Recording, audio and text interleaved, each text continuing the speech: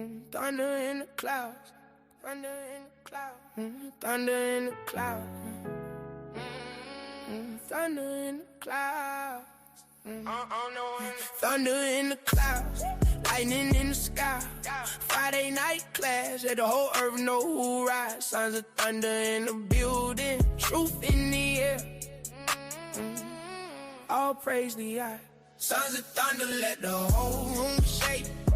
Truth hit hard, let the falsehood break. Lightning flash every time we speak. All praise Yah, that's the power we keep. Sons of thunder, we was built for war. Boots on the ground, bring the law once more. And salute Yah how, but the glory eyes. Friday night thunder, let the whole sky spark. When the storm roll in and the night gets still, that's the hour real man get forged by will, not by ego, not by fame, not by face, but by how you stand when the truth tests fate. Sons of thunder hit a name, hit a weight like a drum in the chest when the remnant wait.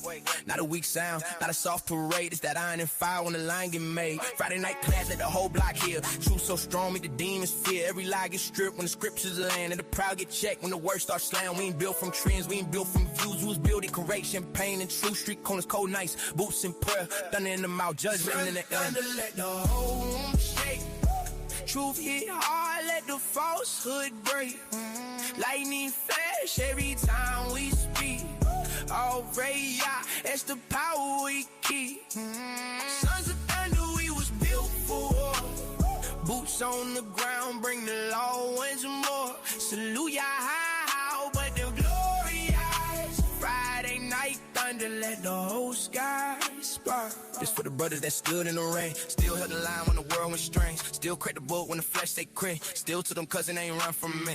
This for the fire and the voice of the camp, this for the men still holding the lamp, this for the truth when it strike like flame, this for the ones that ain't bold for fame. You can hear that storm when the lessons ride like a trumpet blast in the blackened skies. No man get crowned in the place he eye, but unaware, honor due in the walk of law. So salute to your high, let's order in ranks, but we didn't at knee, only where it belongs. And thanks to the most high power that shook these bones, now the thunder live in the hearts of Roman strong. Thunder, shake the ground, lightning, strike it down. Friday night, truth go live. Sons of thunder, shake the ground, shake the ground, shake the ground. Sons of thunder, sons of thunder, let the whole room shake. Truth hit hard, let the falsehood break. Lightning flash every time we speak. All praise Yah, that's the power we keep. Sons of thunder, we was built for war. Boots on the ground, bring the law one more. Salute Yah how, but the glory eye. Friday night thunder, let the whole sky spark.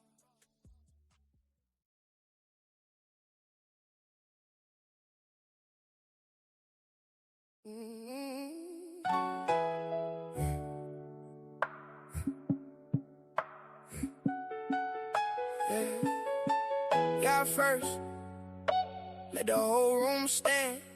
Truth in the air, let it move through the land. Friday night fire, let the whole place light.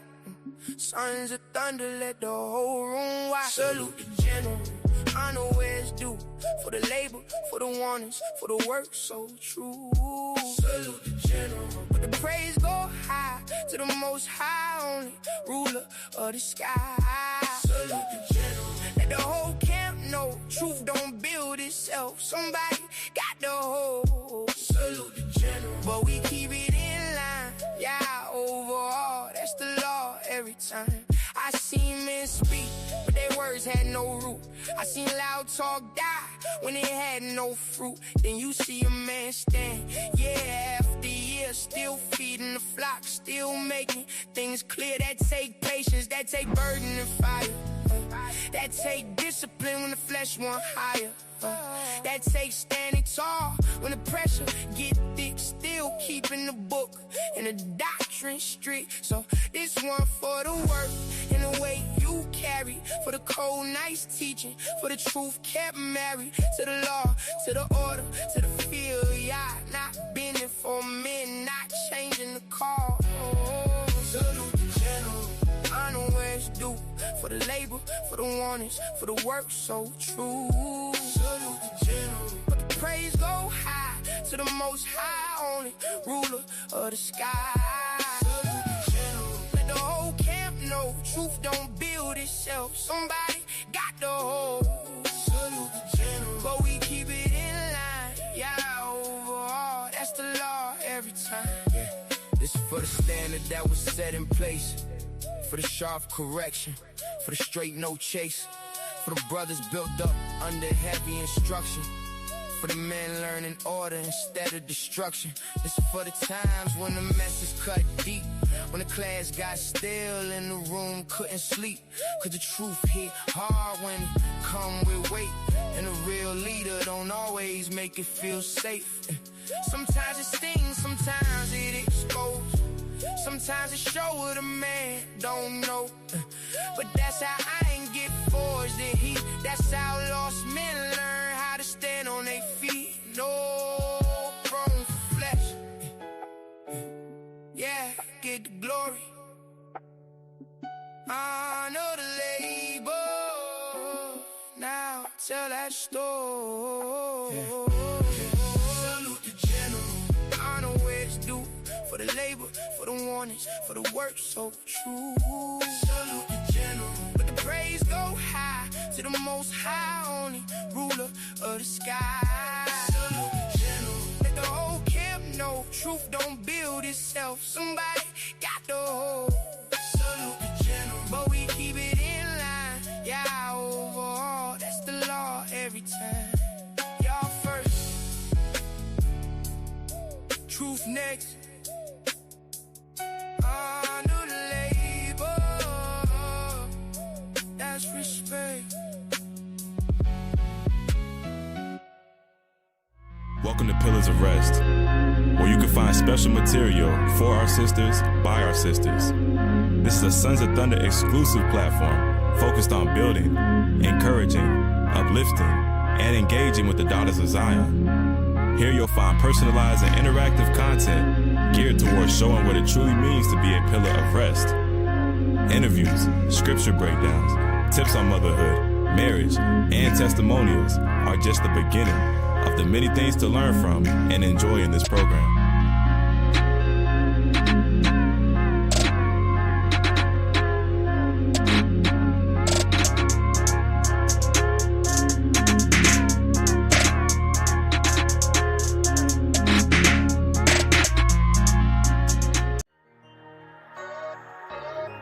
When you bought to a lower state, you must learn to be patient. You come to serve the Lord, prepare your soul for temptation. Who trusted Yah was misled in our past generations. No one forsaken, you mistaken if you ain't obeying. No lying on no tale bearing. Get thee behind me, Satan. That's my brother, no bloodshed. Get thee behind me, Satan. No idolatry, no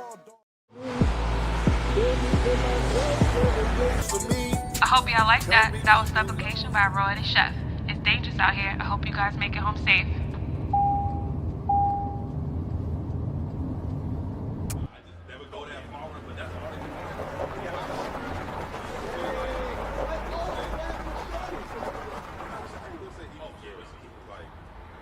Why is she eating? Because like, yeah, they would say shit to a skull. Nah, she would say eating for us. Like, crazy.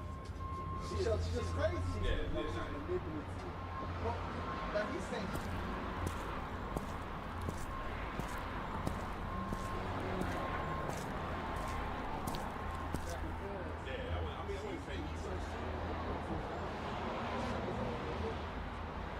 Yo, check it out. You ain't worry about that.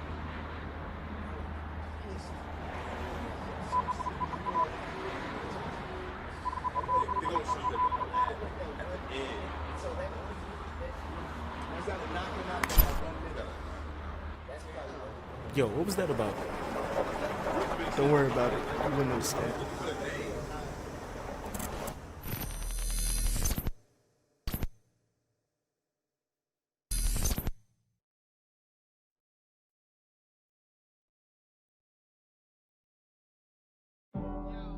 Most people just wear clothes, but some wear a message, a reminder of who we are and who we stand for. This isn't fast fashion, it's covenant, it's culture, it's identity, built with purpose, designed to last, created for those who refuse to blend in. When you step out, let your garments speak. Before you do, join the movement. I'm wearing an Israelite's brand. That's when I be yelling, I'm Jew by blood. Y'all dudes not us. And I don't believe in y'all, but in y'all I trust. I'm just a common coolie commandment keeper. I know it's hard to live righteously in the land of evil. They got you feeling like damaged goods around damaged people. And truly life is a movie, just can't demand a sequel. Verily, verily, all you hypocrites, heresies and Pharisees only fear God, so I know the devil's scared of me. They stole us from my land, they stole our land. Coming with a mouthful of gold and gold chains around our neck. That's why they think of airing me, saying what God's saying, like a parakeet preparing for the Shop the lamb, collection like now Jeremy, before it sells out. Click the link below and secure yours today.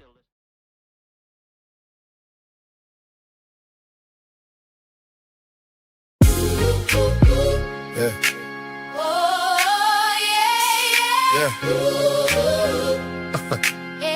Yeah. We keep this.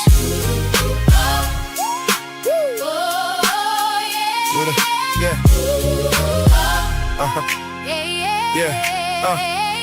We keep this feast where the Lord draws near, where the past still breathes and the truth rings clear. 11 bread, lamb, and bitter herbs on the plate. Passover 2026. Hey, be here. Zephaniah 2:1. Gather together, O nation not desired. It's nothing more.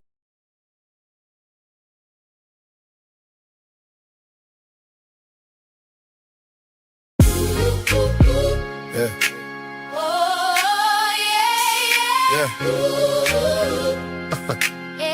Yeah. We keep this.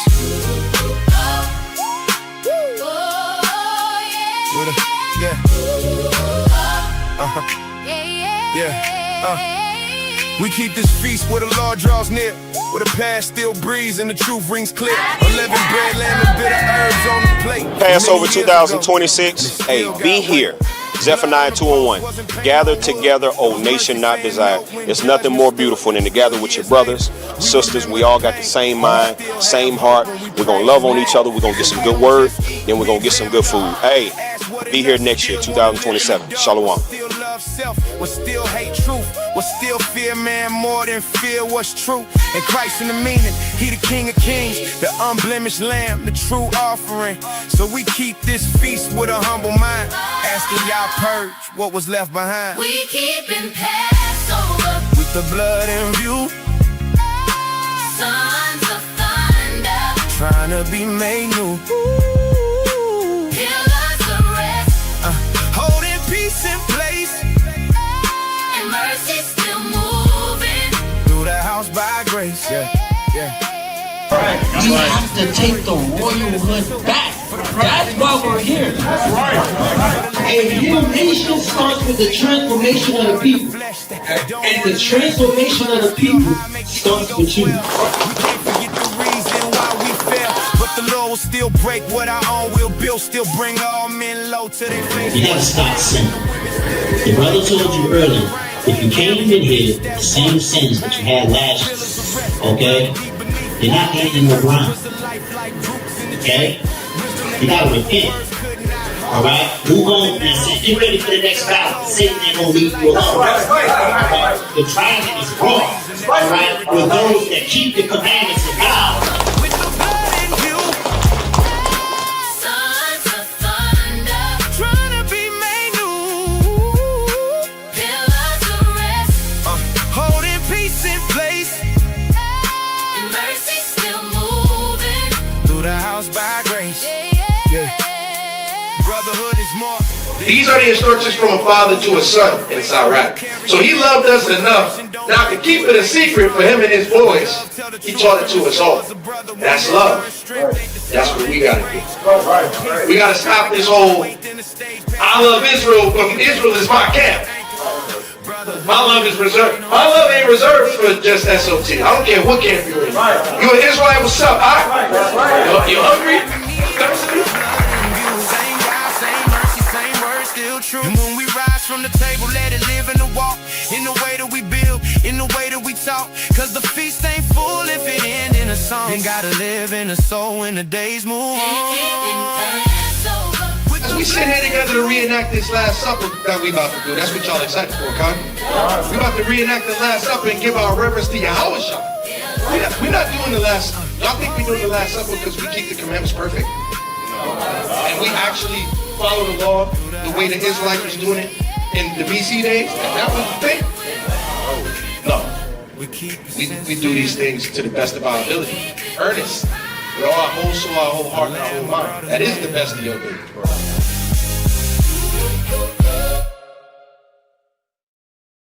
Beard Icon. Elevate your beard experience. Beard Icon provides luxury beard care products for the distinguished gentleman. Have you been searching for the perfect grooming kit to complete your beard routine? Well, look no further. Featuring a balm, beard wash, conditioner, and 100% natural brush. And we can't forget the beard oil, packed with the essential ingredients guaranteed to give your beard the shine and luster you've been looking for. Get your luxury beard care kit while supplies last. It's going fast. Everybody wants one. And yes, I mean everyone. Order yours today. Don't wait. Use special code SOT to get 10% off your entire order. Beard Icon. Elevate your beard experience. Younger brothers, they're not here. And then I start asking the Most High, why? How come I'm the only one out of my whole family that you didn't take me? And then it just came to me. He said he was saving me for a purpose. And so that's my reflection on it. And I hope some of you take this to heart. You know, you're going through your lives, things get hard for you. But you got to remember that the Most High is running the show. You do what he say, you can expect great things to come. So that's my reflection. I hope is, a lot of you take this to heart. When things go bad, just think of, man, it ain't going to be bad like this all the time. Because we're his chosen children, and he works mysteriously. We can't figure it out, but that's how it is with the Most High. He ain't going to tell you what he going to do. He just do it. You pray and you ask for stuff. Hopefully you ask for stuff that's not vain. Like, hey, I like some hair. That's vanity, really. I'm all right. But, that's my reflection. I hope you take this to heart. So with that, I'm gonna give all praises, honor, and glory to Yahweh, Ba'ashem, Yahweh Shai. Shalom. Y'all take it easy.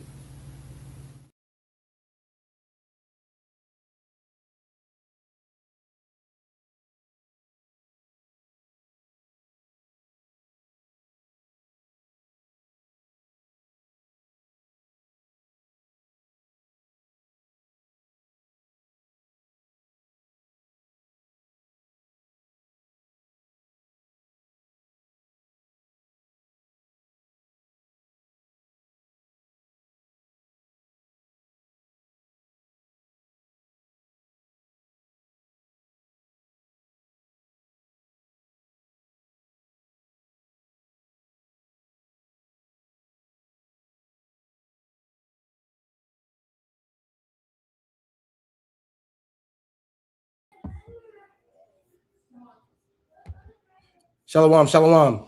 Shalom. Yo, can y'all hear us? I want to make sure everybody can hear us good. We're in a new location for the night. Different broadcasts.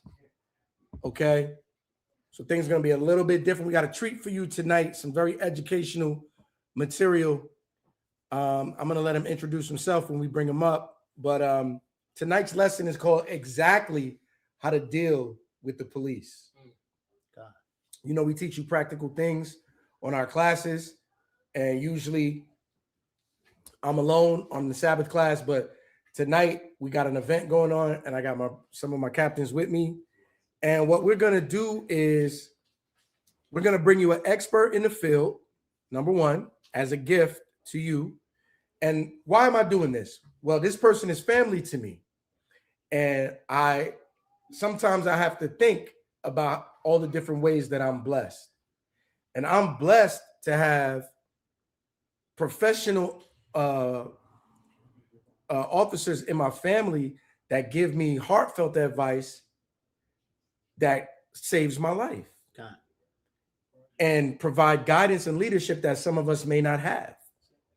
Now, we try to offer that spiritually, but there's some practical guidance that we all need at times. And we know that as this world has begun to wax cold, it's become prevalent now that racism is becoming open. We've been teaching you this. We're showing you this. We're showing you through social media, through the legal system, through finance, through religion. We show you this. But in police work, it's becoming more prevalent because nobody has that love and patience for you that we've been teaching. Last week's class, it takes special care and understanding to deal with our people. That's right. Because we have specific traumas, and sometimes we act out and we can't help ourselves. But then if you give us a chance to calm down, you get to see the true person. Well, these officers don't got time for that. That's called empathy. They don't have time for empathy.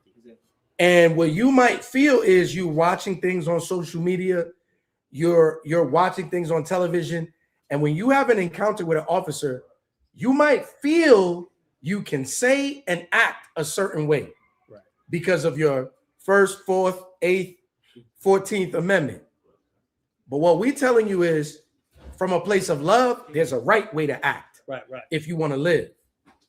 This person I want to bring to you told me something very powerful. I want to say 7 years ago. He said, don't you ever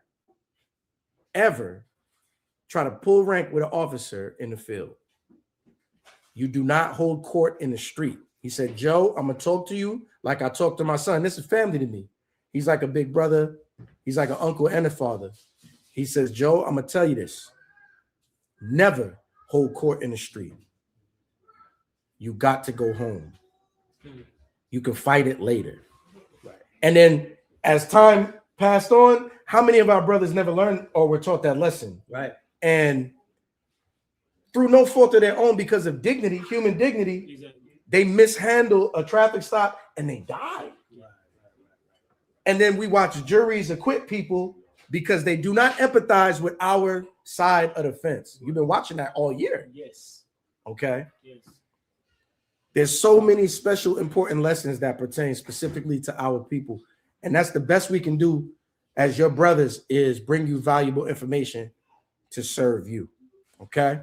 So tonight's class is called Exactly How to Deal with the Police. Not kind of how to deal, not if you this kind of person, if you got money, if you driving, no.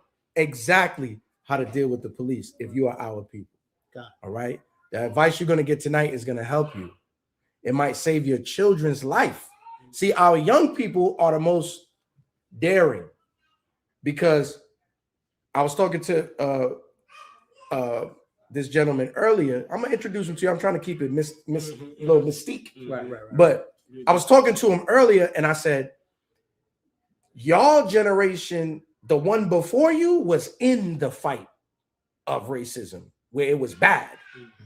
Y'all generation dealt with racism.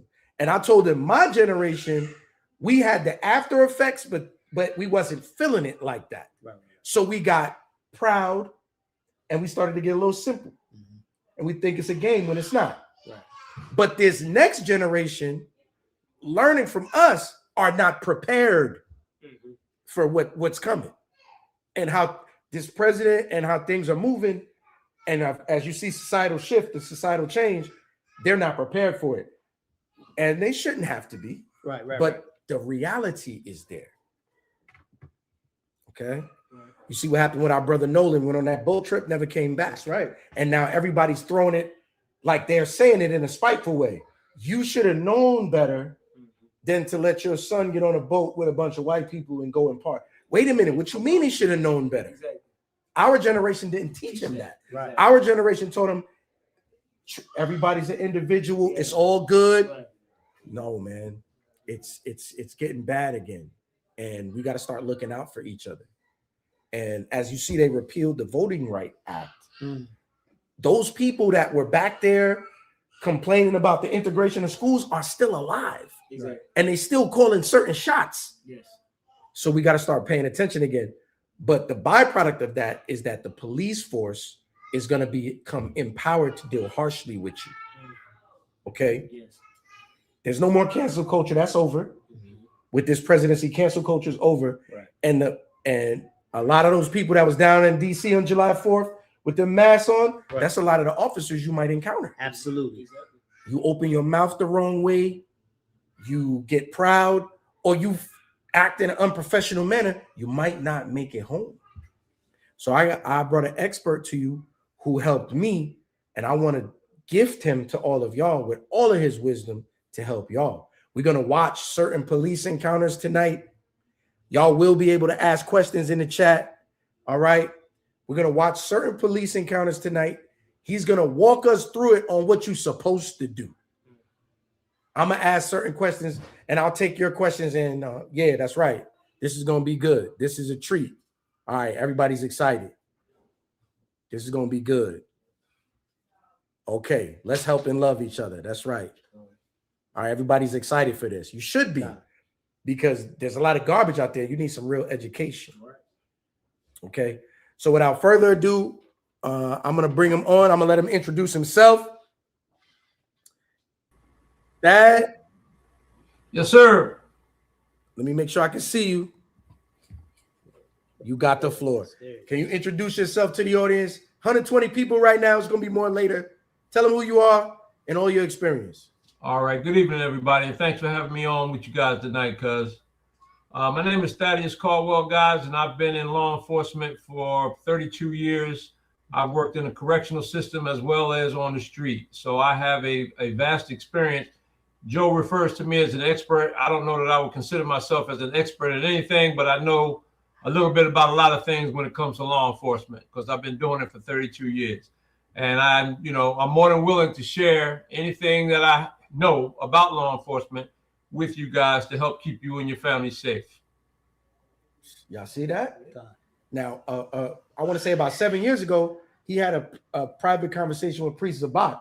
All praises. Yes, he had that talk with him. And we went through a lot of these scenarios. And those videos got lost to time. So it's long overdue that this comes back. Okay. So what we're going to do is we're going to jump right into it. I'm not going to show you the one we watched earlier. I'm going to bring that later. Okay. But we're going to watch a certain police interaction. And, the people are going to want to ask questions and everything. But we definitely want to pick your brain as to the right way to conduct in a situation like this. So I'm going to give you the layout and we're going to take it from there. Can they see it? Can this platform? No, they won't be able to see it. Only the people that join us on the YouTube. All right. So introduce yourself to my cousin. Hey. Tell them who you are. Hey, greetings there, Elder. Yes, sir. One of the captains from Sons of Thunder Israelites. Hey, it's an honor, all right, to sit here and hear your wisdom and your guidance there, brother. All right, we're all ears, okay? We're going to be attentive, all right, and receptive to your knowledge. Yes, sir. Thank you. Brother was in the military. He being modest. Okay. All right, we keep it light. Keep it light. That's a Steelers fan. He's a Steelers fan. He's going all the way off. better the Steelers than the Cowgirls. Oh, there you go. There you go. Huh? So can you see that, Dad? Yes, I can. All right. Now I'm gonna lay out the scenario and then we're gonna play it. In this situation, this young man is waiting for a ride, but he continued to walk. And now he's in an area he don't recognize, and he just took a break. This is what has happened. Okay? Okay. Let's play it. What am I doing wrong? I didn't know. People were concerned. Yeah, concerned for what? Their neighborhoods. Well, in West Des Moines, we have a soliciting ordinance. So if you're knocking on people's doors. Yeah, soliciting is what? Offering services. Yeah. I'm not offering a service. Okay. Okay, so with that being said, I'd like you to Leave me alone, sir. I've not broken any laws. Well, I'm still doing an investigation because if you're recording me, I'm still recording too, so it's okay. Investigating what, sir? A suspicious person. They called in about you. Okay. You have an ID with you? No, I don't. You have your name? Have your name? No. Am I under arrest? No. Okay. Well, I'm investigating. If I'm under arrest, then you have no reason to be talking to me, right? I can. Actually, yes, you're a suspicious person. Someone called in about. Suspicious how? A neighbor called over here, so I don't understand why you're being difficult about this. I'm not being difficult about anything because I haven't done anything out of the way. Okay. So with that being said, I'll go about my business. Okay, I'm not done with you yet. You're not free to go. I'm gonna stop it right there. Now, how's he doing? How's he doing so far? All right, so he's doing good so far until the cop says you're not free to go, right? Because here's the thing, there are several types of police encounters, all right? And I'm going to give you two real quick. One is called a general inquiry, right? Let's say I'm on foot patrol, I'm walking through the neighborhood, and I say as an officer that I'm trying to get to know the community. So I walk up to you and say, hey, I'm Officer Caldwell from Atlanta PD. I'm just trying to get to know people in the neighborhood. What's your name? And you tell me, look, man, I don't mess with cops, kick rocks. Nothing else to be said. You can move on about your business. Nothing I can do. That's not, that's not against the law. However, if I tell you I'm investigating, once you hear the word investigating, that should trigger in your mind that, all right, wait a minute, maybe I need to listen to a little bit more what the cop has to say. So then the cop goes a little bit further and tells the gentleman, listen, I am conducting an investigation. I am investigating something, which means now you are not free to leave until I find out what it is that I'm investigating, right? And once that's done, then the cop will probably tell you at that point, now you're free to leave. I found out what I need to find out. You're not committing any crimes. Whatever I was called here for is bogus. I'm going to go about my business. You go about your business. That's the end of the confrontation. Now, Ernest 5640 says, the brother asked, is he free to go? And police said yes. So now, I didn't hear that. I didn't hear that part. I didn't hear that. I didn't exactly hear that either. Let's try this one more time. I think he asked, am I under arrest? Under arrest, right. Right. Well, which he was not. If you're recording me, I'm still recording too, so it's okay. Investigating what, sir? A suspicious person. They called in about you. Okay. You have an ID with you? No, I don't. Do you have your name? Have your name? No. Am I under arrest? No. Okay. Well, I'm investigating. Under arrest, then you have no reason to be talking to me, right?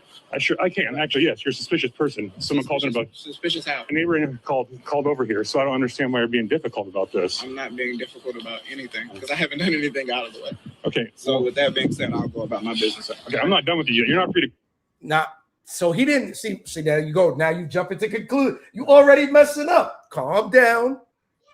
Isn't it important to be accurate in these situations? It's very important to be accurate and not what? How should we behave right now? So far. No, he's so far so good, right? Now, again, so he asked if he was under arrest. The cop told him no, because he was not under arrest at that point. However, the cop is still investigating a suspicious person. Now, you say, well, the brother asked a good question. Well, what makes me suspicious? Somebody called the police there because, number one, they probably don't recognize this guy. And if I heard the video correctly, apparently he's going knocking on people's doors or whatever the case may be. And they don't know this cat. They don't know why he's there. They don't know why he's knocking on their door. So somebody called the cops. But anyway, the cops show up. They tell the dude they're investigating a suspicious person. He asked, what makes me suspicious? Now, at that point, the cop should have explained what makes him suspicious. And just like I explained to you, you're going around knocking on people's doors. These people don't know you. They're alarmed by you. And I'm here to find out why you're here. That's basically how that interaction should be going. And it looks like it is. Until the guy asks the cop, am I free to go? The cop says, no, you're not. So now we got to see what happens next. So even if I'm not under arrest, I'm not free to go? No. Okay, so let me explain that.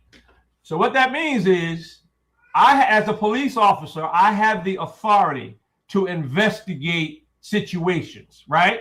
And you have the obligation, if you're the subject of my investigation, to remain at the scene until my investigation is concluded. Now, that does not mean that my investigation is going to result in your arrest, because if my investigation finds that you've done nothing wrong, I have no cause to arrest you. You can go on your way. But I don't know that until I conduct my investigation.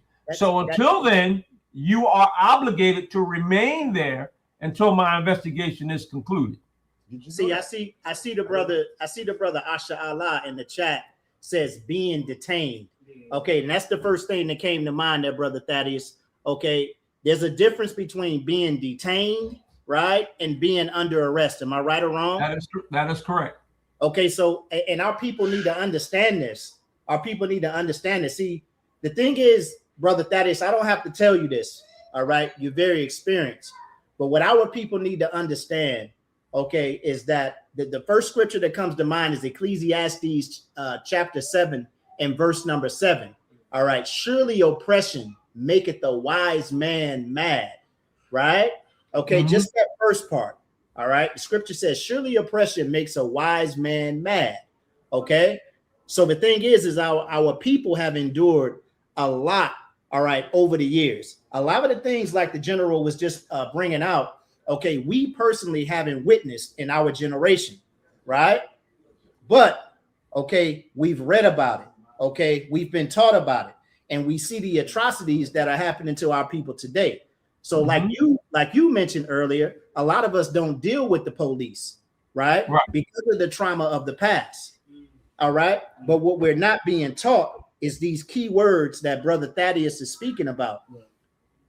Once that officer says, I am handling an investigation, you got to cooperate and wait. That's right. This is what Brother Thaddeus is telling you, brother, sister. This is what he's telling you, okay? You haven't done anything wrong, but these key phrases, I am launching an investigation. This doesn't mean that you're under arrest. This means that you're being detained, okay? See, but look at this brother here. Go ahead. One AI Bible movie says, but he's being detained unlawfully. Is that true? That's not true. No, that's not true. And the reason that it's not true is because police are obligated. Their job is to investigate potential crimes, right? Now, we don't know if this is a crime or not, and we won't know unless we investigate, right? So that the officer has a legal right to be there asking this gentleman questions. You understand what I'm saying? And as a result, once the officer makes known to the gentleman why he's there and what he's doing, the gentleman then has the obligation to remain there, i.e. be detained until the officer concludes his investigation.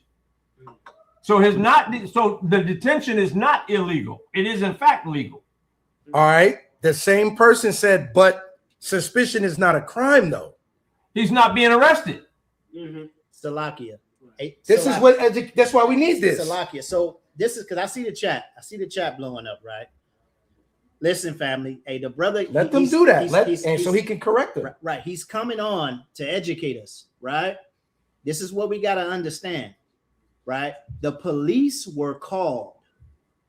They were called, right?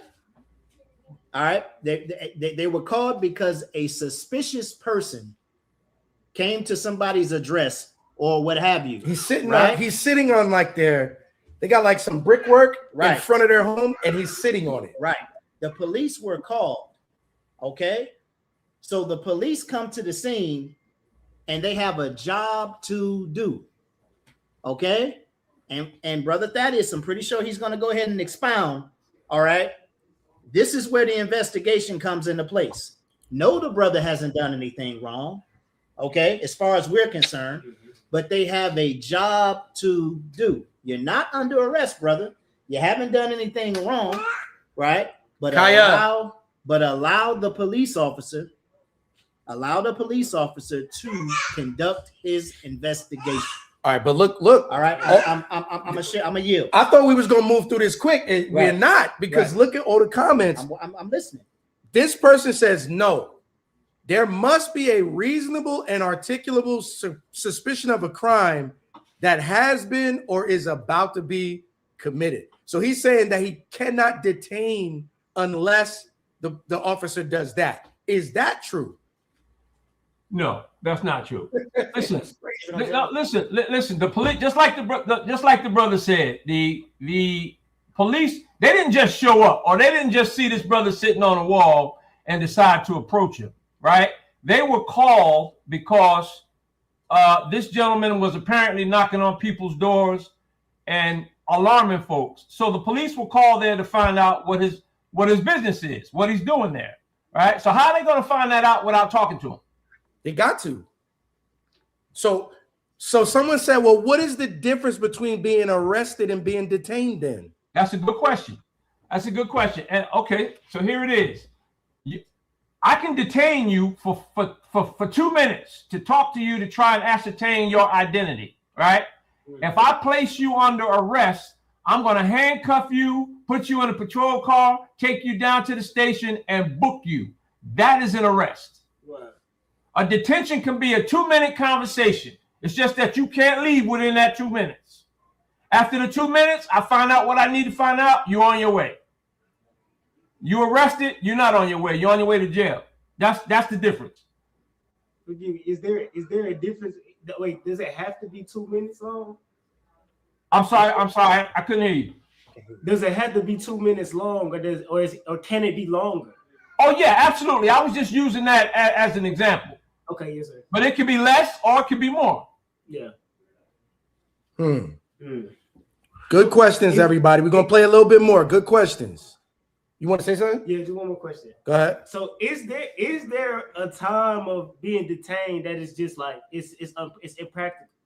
And if so, how do you deal with it? So that typically, I know some police departments in their policies and procedures will dictate to their officers that if you are investigating something and you're just what we call an investigative detention, that's exactly that's the terminology that's used in police work. So for something like this, it would be an investigative detention.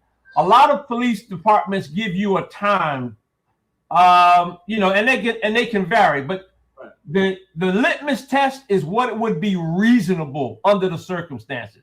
So if I'm standing there talking to this brother for a half hour and I still haven't figured out what I'm trying to figure out, I'm thinking that a half hour or more is unreasonable at that point, right? So, but again, this would be determined down the line. Let's say the brother decided to file a complaint. Listen, this officer detained me for 30 minutes and I felt like that was unreasonable. Now, he may have a point because once you look at the policies and procedures at the police department, or if he retained an attorney and an attorney actually sued the police department saying that his client was detained unreasonably, that could also play into it. But so the point that I'm trying to make is it varies by the test that's used is reasonableness. What would be reasonable under the circumstances? All right, I'm gonna play a little bit more of this. I know more questions is coming in, but we can't. We got a lot of videos for him to watch, y'all. Have I done it? Have I broken any law? 4255. Can you send me one this way, please? He's Have I broken any law, sir? I'm talking to you. I'm not done. I'm investigating a suspicious person. You have a nice day, sir. Stop. Stop now. For what? I can detain you. Mr. Hill makes an attempt to exit the conversation when Officer Ray announces that he is unlawfully detaining him. In order for Officer Ray to detain Mr. Hill, he must be able to articulate a crime that Mr. Hill has committed. The state of Iowa is not a stop and identify state, meaning that Officer Ray cannot lawfully command Mr. Hill to produce identification if no crime has been committed. Is that accurate? Yes, that is one thing I forgot to mention. Each state has their own laws, and they are not all the same. You have to familiarize yourself with the laws of the state that you're operating in. I forgot to mention that. I apologize for that. But is he right? Because I think what you're saying makes sense. Is he right? Is who right? The narrator guy, he said it was an unlawful because it's not a stop and identify state. In that state, he specified that. He said in the state, what's I think it was Ohio? Iowa. Oh, Iowa. Well, whatever state it's in, apparently that particular type of stop is unlawful in that state. Okay. Not all states operate the same. I should have mentioned that, but I didn't. How do you find that out? How do you find something specific like that out about your state? Oh, you can look up the. You can actually look up the laws. Let's say, for instance, you can Google it. You can basically Google it. Look, what would be the laws pertaining to investigative detentions, and it would tell you. Bring up the statutes. It would bring up the statutes in that particular state, reference to those laws. One more question, Mr. Thaddeus. Yes, sir. Although that may be true about this video itself, that it was an unlawful arrest, and as pertaining to guidelines of Iowa, do you still recommend the individual act this way? Good question. That's a good question. Good question. Right. So here's the thing. Up until this point, I don't think the brother's actions are unreasonable. But listen, man. I'm gonna keep it a buck with you. Yeah. If the police want it, and I'm not saying it's right. I'm not saying it's right. But if you refuse to cooperate with them, they can drum up some nonsense to justify doing what they did. Right. Absolutely. And that's why I try to tell Joe when I had the discussion with Joe 7 years ago, whatever it was, I'm like, listen, man, the cop may be wrong in his approach. He may even be wrong in what he's doing. However, we don't want to overthink this because at the end of the day, you want to survive a police encounter. That's the most important thing, right? You want to go home to your family at night because, and we've seen it. We've all seen it. We have seen individuals unalive by the police for some nonsense. Yes. For some nonsense. Right? And that's all if you guys don't take nothing else away from our discussion tonight, all I'm trying to get you all to understand is live to fight another day. Right? Don't hold court with the police on the street because you ain't gonna win that fight. That's not a fight that you're gonna win. So you're either gonna wind up in jail or unalive. That's right. And that's just the real. Yeah. That's what it says. Agree with your adversary quickly, lest he hand you over to those who can throw you in prison. That's Matthew. I'm gonna tell you all what I tell my kids. Okay, I have older daughters. All right, and I haven't had this discussion with my younger kids just yet. I tell my kids to cooperate with the police, not to give them any lip. It's wisdom.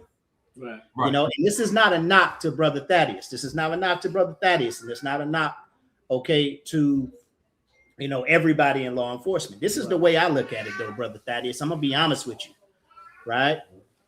The police have the district attorney, and the judges on their side. They got law enforcement, all right, and the judicial system on their side. That's the way I look at it. Okay, you're actually right.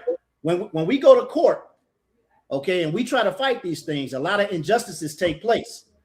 All right.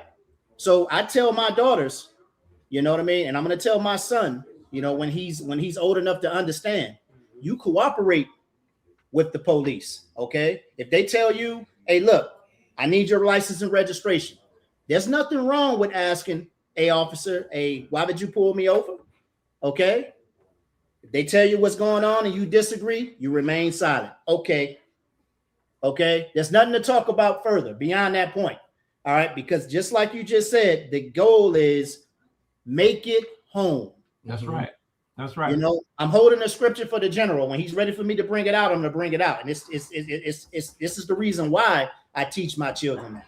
We're going to get to that. Okay. And I'm going to shut up, General. Nah, you good. I don't want to. This is interesting. All of this is interesting. Right. I'm looking at the comments. A lot of people are irritated. And I understand. We was talking about that earlier. I get it. I'm not your boy. Right. You work for me. I'm not your doormat. You're not going to enact your power fantasy on me. Right.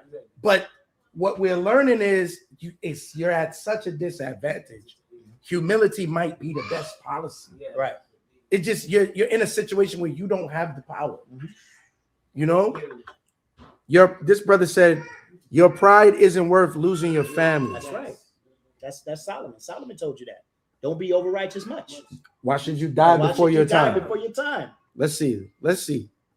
Stop. I'm telling you to stop, and I'm not going to tell you again. And what will you do if I don't stop? I will detain you. Detain me for what? You're not listening. Not listening to an officer is not a crime. If Now the narrator seems to be he seems to be putting the battery in people's back to fight these circumstances. Is he right? Not listening is not a crime. He's right. Listen, he's right, right? Not listening is not a crime. Oh, well, I shouldn't say that because it depends on the circumstances. We're gonna see something later, but go ahead. So let's say this was actually a lawful detention, right? And so now the cop has made known that he's detained. If the guy refuses not to cooperate with this detention, the police officer can then arrest him. And the charge that they usually use in a situation like this is what do they call that? With the administration of law. Give me a second, guys. It's been a while. Take your time. Obstruction. Obstruction. I heard obstruction with the administration of law. That's typically what they would charge him with. And this. So now it goes from being detained to now you're under arrest. See that? All you got to do is just chill. But I'm not upset with how he feels because who want to be walked on? Right. But now we're learning that it don't work. It just doesn't work. And then I'm gonna ask some fact-finding questions later how to legally go about getting retribution, how to retaliate, how to file complaints. I'm gonna ask that later. Right. But what we all learning together is in this situation, you versus him, don't do it, Ak. Right. Don't do it, Ak. have not already committed a crime or are about to commit a crime. In this instance, Officer Ray is not issuing lawful orders and cannot detain Mr. Hill simply because someone in the neighborhood finds him suspicious. Now that's going just because that dude said that, our people gonna be in this situation and they're gonna poke that chest out. Right. You can't detain me unless you can articulate a crime I've committed. Is he misleading us? So, yes and no. So, practically speaking, no, because if the police then, so let's just say, I'm going to use this as an example. Let's just say that this is an unlawful stop, right? Now, what the cop is doing to this point is out of pocket. The brother decides he's not going to cooperate with the cop. The cop says, all right, well, I'm going to place you under arrest for obstruction, right? So, like, and remember I talked to you about this earlier, Joe. If the reason for the stop is unlawful, more than likely everything that comes after that is going to be unlawful, right? So this all may be unlawful, but the cop arrests him, takes him to jail. He is not going to get any justice until after he's already been taken to jail, booked, sitting in a jail. That he's got to go through that whole process.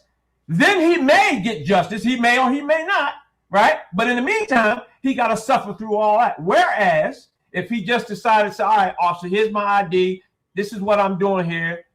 How else can I help you? All right, you're on your way. Now he's going home, and all that could have been avoided. I'm just saying, you have options. Somebody said, is this an opportunity to use the Fifth Amendment? Absolutely. Absolutely. But again, we talked about this earlier. So, right?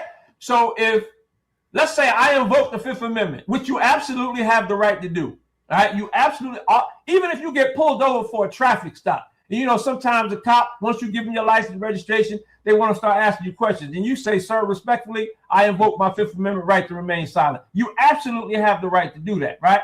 Now, in this particular case, the cop don't know who this guy is. He didn't give him any ID, whatever the case may be. If the cop places him under arrest now for obstruction, he's going to take him and book him, and then he's going to take his fingerprints and find out who he is anyway. That's right. See that? So he's going to find out who he is. It's just a matter of whether you want to do it that way or give me your license. Right. All right. So this person says, so am I just to bend over and do whatever they want? I feel like a B. That's what the brother said. I think it's more being logical. I wouldn't call it that. I think it's more of using some practicality and being a little logical, right? Do I want to go through all that or do I just want to give this man my ID, let him know who I am, and be on my way? Like, again, you have options. You always have options. Nobody's telling our people this. Nobody. Yeah. Mr. Thaddeus, it's something that the general always teaches us, that we have to become responsible with what we teach the people that listen to us, right? This individual that we listening to narrating this video, he's not going to be responsible for the black people that are taking his advice and trying to fight it in the street. You see what I'm saying? Right. I would rather our people take your advice and go, don't fight it in the street, but fight it in court if you can. You know what I mean? I would rather that, because they can preserve their life. And I'm gonna be honest Absolutely. With you, which again is paramount. It's the biggest thing. That's right. Let's play a little bit more so we can jump into the next clip, because this is getting good. A suspicious person. Suspicious person. Have I broken any laws? It doesn't. That's not the point. Any laws? Someone called you, and it's a suspicious person. Okay, and you can be a suspicious person, Mr. Really? Ray? Really? I feel like you're a suspicious person. How would I be suspicious? Here, Mr. Hill ever so eloquently demonstrates the flawed logic which Officer Ray is operating under, and it flies right over the officer's head. Now, wait. He's commending the young brother for what he said. Would you recommend we talk to the officer like that? No. No. Now, listen. Don't get me wrong. You absolutely have the right to ask questions, right? But it's with anything else. If somebody approached you and asked you a question, would you rather them ask you respectfully or talk grimy to you or sarcastically to you? You know what I'm saying? Like, again, we have options now, and most of the time we get rather what we give. You understand what I'm saying? So if you give sarcasm to the officer, what you think he gonna do? He's gonna be slick with his mouth. And then, you know what I'm saying? It's just what it is, man. Like, I'm not saying it's right or wrong. I'm just saying this is the reality of the situation. Hey, you know, the general used an analogy a couple of weeks ago. He took us back to slavery. Okay, he took us back to slavery, and he said, "Look, our ancestors weren't wimps. Our ancestors weren't suckers. They're not. Okay, when they said, 'Shh, master's coming,' right? And then they took on a stance like, 'Yes, boss. Okay, you know what I mean? I'll do that. This, that, and the third.' It wasn't because they were scared and they felt like they were inferior to master and the overseer. That's wisdom. Okay, they're using wisdom. They're saying, 'Hey, be quiet, right, and act like you got some sense, because so that this dude will take you off here.' That's right. He does not see your humanity. He's a monster, and you got to look at it the same way. All right, because the police has the judicial system on their side, and a lot of these people they may not like you. I believe you got police officers that mean well. I do, of course, you know. But I believe you got some that don't like you people. They proud. I can tell you that. I can tell you that for a fact. Listen to him. Go ahead. No, I can tell you that for a fact. There's some cops out there that don't mean you well, and I've worked with some of them. You know, I even among the assignments that I had during my career were investigating police officers for allegations of misconduct. So I know more than most what police officers are capable of doing. Can you tell them about the account of how you said the officer said everything changed when he got a gun and a badge you told me about? Yeah, I was sharing with Joe earlier today. Like I said, I've been in law enforcement for 32 plus years. I'm retired now, but you know, I've been in law enforcement for 32 years. But during that time, I worked with a lot of officers, both black and otherwise, that I'm gonna keep it a buck. If it wasn't for that gun and a badge, they would be straight punks. I'm just and they knew that. They knew they were exposed, you know, amongst us. You know, when they were out in the street, you know, they had to project a certain image. But if you knew them, you knew they wasn't about that life. You know what I'm saying? Right. And that's okay. If you ain't about that life and you admit that and you comport yourself to that, ain't nobody mad at you. But it's when you try to be something that you're not and then take that authority and abuse it is when people mad at you. All right, we're gonna play a little bit more, then we're gonna go to the next clip. You look suspicious to me. Okay, how would that be? I'm in You're a white car. man. You're suspicious to me. I'm suspicious to you because I'm a white person. Yeah, with a gun. You're suspicious to me. No, now, stop. Sir, I don't care if anyone has called on me. This is not their area. This is a public roadway, so this means... Okay. It's a public roadway. That means that I have the right to be on this roadway. Yes or no? Everybody has the right to be on the public roadway. So I am not a... But you don't have a right to be on anybody else's property or curtilage. I'm not on anybody's property. Why would someone call it in? That's their concern. If you had a reason to detain me, you would have detained me already. I can, actually. Yes, I can. For what? Because you're not listening to my directions. You're not following. Turn around right now. Sir. Turn around. I'm done. And he got arrested. He talked himself into that. Got arrested. You always got options. It seemed like he was slick correcting that cop.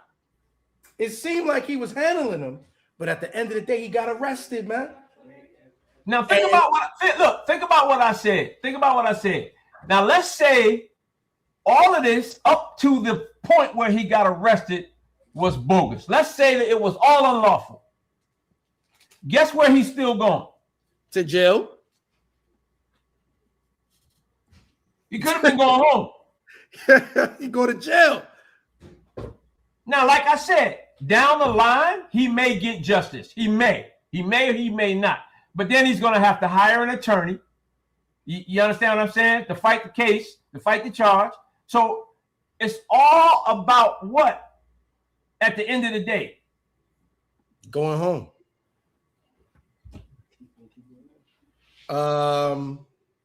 Everybody's singing your praises, cuz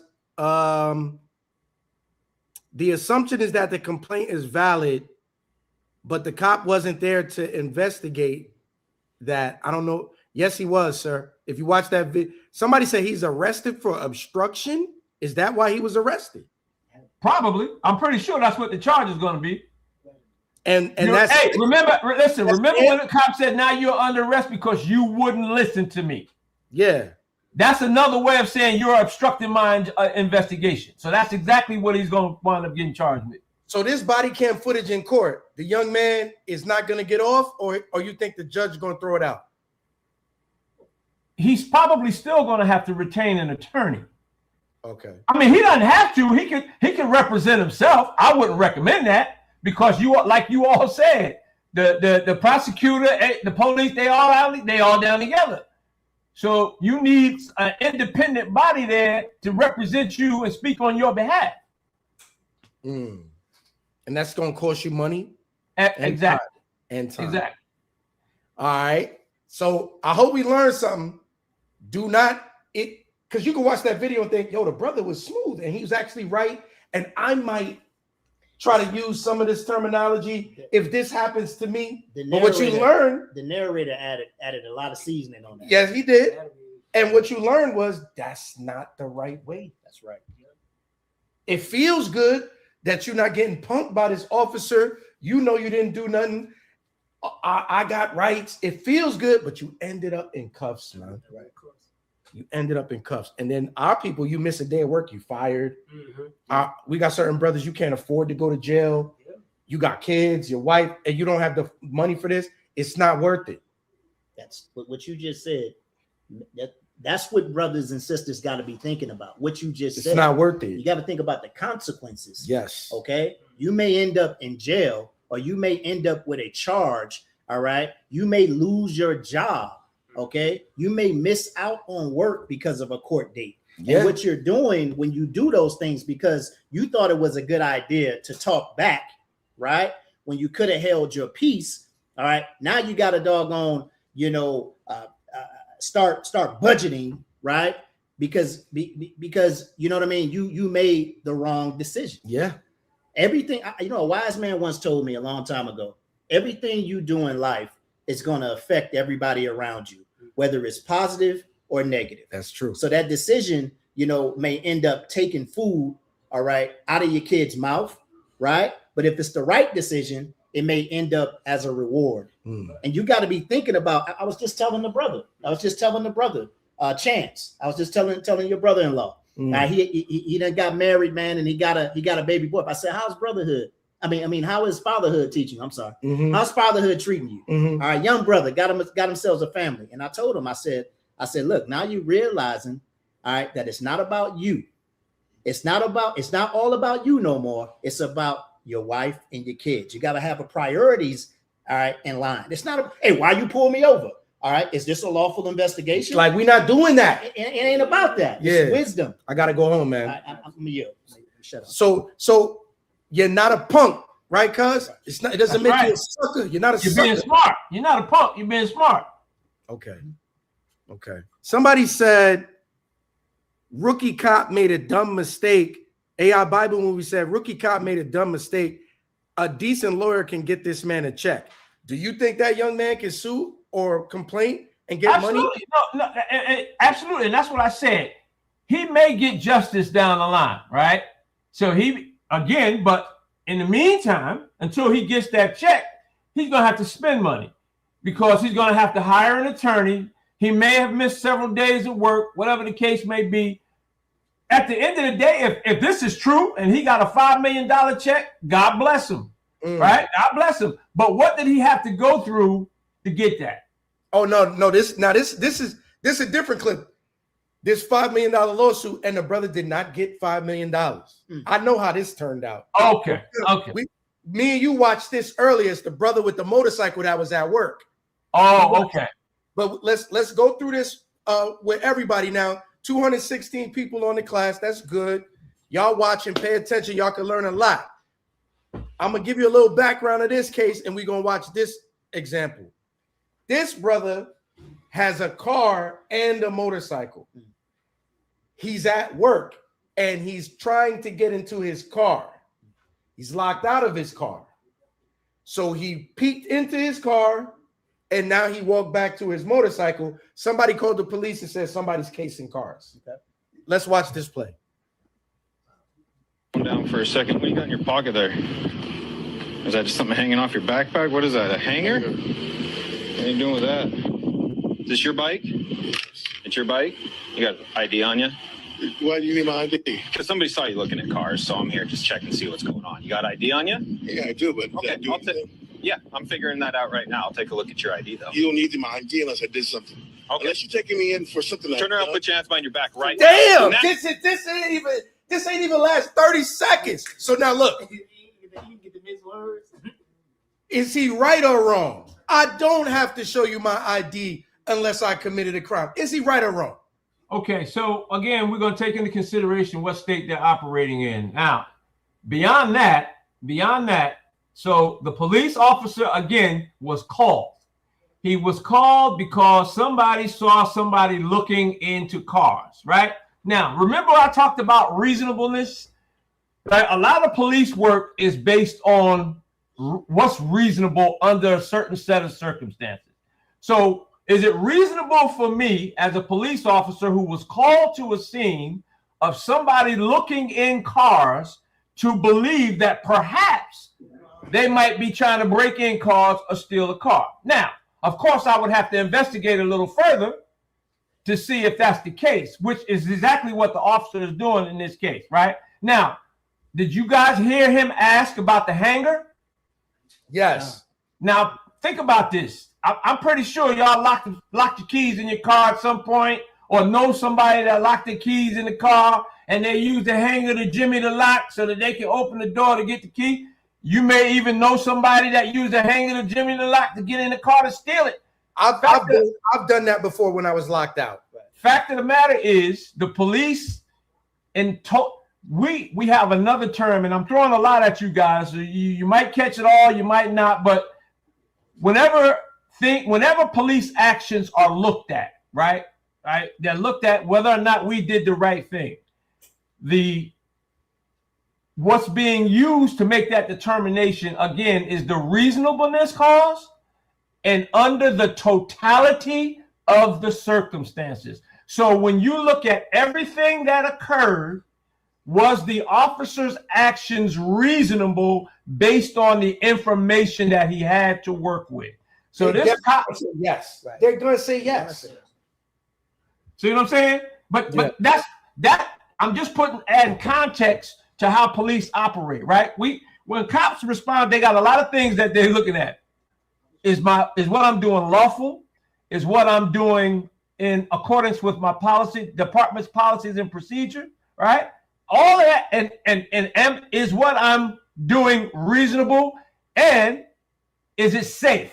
Now, you're going to reverse that order because I'm going to think about my safety first, right? That's why a lot of times when you see police officers approach somebody, they'll ask them not to put their hands in their pockets, all that kind of stuff, because we are trained, right? The way police are trained is you can curse me out all day long. That ain't going to hurt me. But what's going to kill me is these right here. Guns, knives, this right here this is what's going to do me. I want to see these to make sure that they're not a threat to me. Now, once that's taken care of, and I don't have a reason to fear that you're going to hurt me, now we're going to go to this other thing. Now I want to ask you some questions about why you're looking in these cars and why you got that hanger and yada, yada, yada, yada, yada. So that's basically, I don't know if I answered your question, but I'm just giving you some context to, in this particular situation, what this cop was thinking about when he was called to question this man about why he's looking in cars. Now, this man is feeling entitled. First of all, I was looking in my car. Second of all, I know for a fact I haven't done anything wrong. And then third of all, I'm believing this trope that I can't be asked for my ID unless I've committed a crime. Right. So I understand him because it's irritating. Like, I know you ain't coming here talking to me like I'm a criminal. Matter of fact, you stupid. That's my car. But I'm so pepped up off of feeling like I'm right is why I got this energy. So I understand the dude. But what we learning is, there's the question. Do I have to show my ID or not, Dad? Somebody just asked. So do I have to give him the ID or not? All right. So remember, if I believe that a crime is being committed or has been committed, right? So I don't know at this point, but the information, remember the reasonable. Is it reasonable for me to believe that this guy's breaking in cars when he's looking in cars and he's got a hanger? Yeah, it is. That's the standard that they're going to go by, right? Regardless as to how this goes down, the standard that's going to be used to judge this cop's action was it reasonable for him to do what he did? Salakia. And I think that, and I see the questions in the chat, and we understand, brothers and sisters' frustration. Here's the thing. What we're not thinking about is the other perspective. Okay? The individual that's being questioned, right? Or that's being detained is only looking at it from his own point of view. Which he is. Okay? He's looking at it from his point of view. If you use wisdom, right? And the cop is coming to you saying, hey, look, I got a call, right? This is what you got to think about, brothers and sisters. I got a call saying that a suspicious person is in the area, all right, looking inside cars. That's the call. Casing cars or whatever the case may be. Now, as that individual, I know for a fact, this is my car, right? I done locked myself out of my car. All right. I ain't got nothing to worry about. All right. I got the VIN number. Okay. All right. I got the title, right? And the insurance. You know what I mean? I can show through my insurance company, right, that this car is registered to me. And he does. I can pull that up on my phone. It ends like that at the end. So all you got to do is sit back, be quiet, and allow the investigation to take place because you're going to win. See, that's our problem. Our problem is I'm right. These police have dogged us out for years, right? And I ain't going for it. Right. But that right there is not wisdom, brothers and sisters. Exactly. That's not wisdom. Nick Townsend says, I'm sorry, go ahead. No, because I want you and that is to speak on this. Nick Townsend says, is this cop wrong for escalating it rather than de-escalating it and asking the guy to turn around so he can arrest him so fast? Is the cop wrong? All right. I'm not going to say whether he's wrong or right, but I'm going to reiterate. Right? If I'm conducting an investigation and I see that the subject of the investigation is now becoming hostile, because now think about this, because this is something that we haven't talked about yet, but we are going to talk about it right now. For my safety, I can place you in handcuffs. For my safety, if I think that you are a threat to me, I can place you in handcuffs until I determine that you are no longer a threat. It happens. You can be arrested and unarrested on the spot. On the spot. It happens all the time. But in this particular case, and I'm only speculating here, but I'm guessing that the reason that the cop went from 0 to 100 so fast was because he sees that this dude is about to crash out. And before he crashes out, he wants to restrain him so he don't have to deal with that.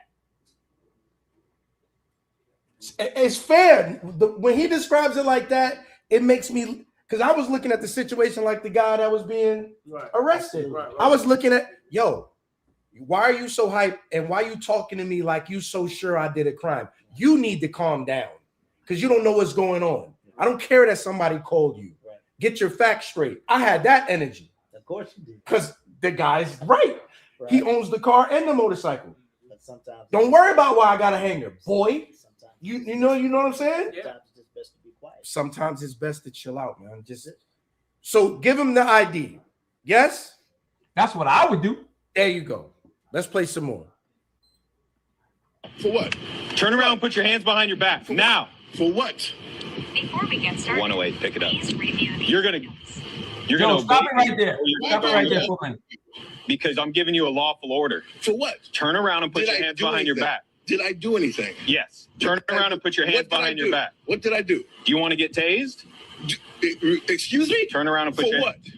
Do you know I work here? Turn around and put your hands behind your back. Do you know I work here? This is my bike. Okay. So what did I do for you to approach me and then tell me that put my hands behind my back? Sir. What are you arresting me for? I'm not arresting you. Right now, you're not cooperating with me. For what? And you're getting agitated. You asked me for my ID. Right. I don't have to give you my ID okay. Unless I've done something. What have I done? Turn around and put your hands behind your back. For what? Are you arresting me? And for what I'm detaining you. Detaining me for what? Why are you detaining? You're not even listening. What did I do for you to detain me? Turn around and put your hands behind your back. Was there a report that I stole something? Yes. There was a report that I stole something. Turn around. You just said. Now, that's all I got from that clip, but I'm going to tell y'all how that ends because I've seen the longer clip. He gets fully arrested and put in the car. After he's put in the car, then he's like, somebody that knows him on the job came over. And then the person who made the complaint came over. Mm-hmm. It was an old white lady. Mm-hmm. He's still in the car, but he's barking like, why are you listening to her for? The other person confirms that he works at the job. The officer comes over and goes, why didn't you just give me your ID? And he sticks with that because I didn't do anything. I don't have to give you my ID. Okay. They tell him you're going to jail. And then under the threat of going to jail, he finally surrenders the ID because they run the ID, they check the VIN number. Then the cop comes back and goes, why didn't you just give me your ID in the first place? And he stick with that because I don't have to. So, and then the video ends and I don't know what happens after that. So I gave you all them details. What do you think? No, I mean, so would it have been and I get I've been a cop for 30 years. I've been stopped for nonsense by other cops, right? And talk greasy to me, of course, until I pull out my badge, and of course their demeanor changes. My immediate reaction is I'm pissed off, I'm frustrated. However, I know that even me being a cop is not going to protect me from the system. You understand what I'm saying? So I have to comport so all I'm saying with that is I recommend, as frustrated as we are, right, with how we've been treated, and me being a cop, I was still treated that way by other cops, right? I've had guns drawn on me while I was working because I was in plain clothes and I had a gun, right? it is what it is. That's what we deal with. But you got to deal with it the right way. I could have very well been unalive, and they would have got it off. I'm a black man with a gun. They didn't know I was a cop. Right. And at the end of the day, the system wasn't going to. They had the benefit of the doubt. They thought I was a crook, black man with a gun. So all I'm saying is be smart. Think about the reasonable way to approach a situation. If that dude would have just said, yo, man, here's my license. Here's my registration. That car is registered to me. I was looking at it for XYZ. Man, he'd have been on his way. He'd have been on his way, been gone. That's all I'm saying. So you can decide for yourself whether it was right or wrong. All I'm saying is just be smart about the way you approach it. That's all. Everybody understanding so far? Now, I got a video here. If I can find it. Check this one out, y'all. Let's add this one. Let's do another one.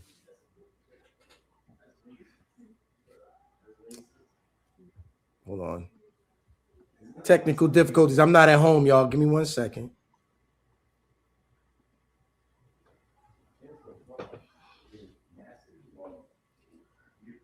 I'm looking at the comments. Everybody's appreciating the education.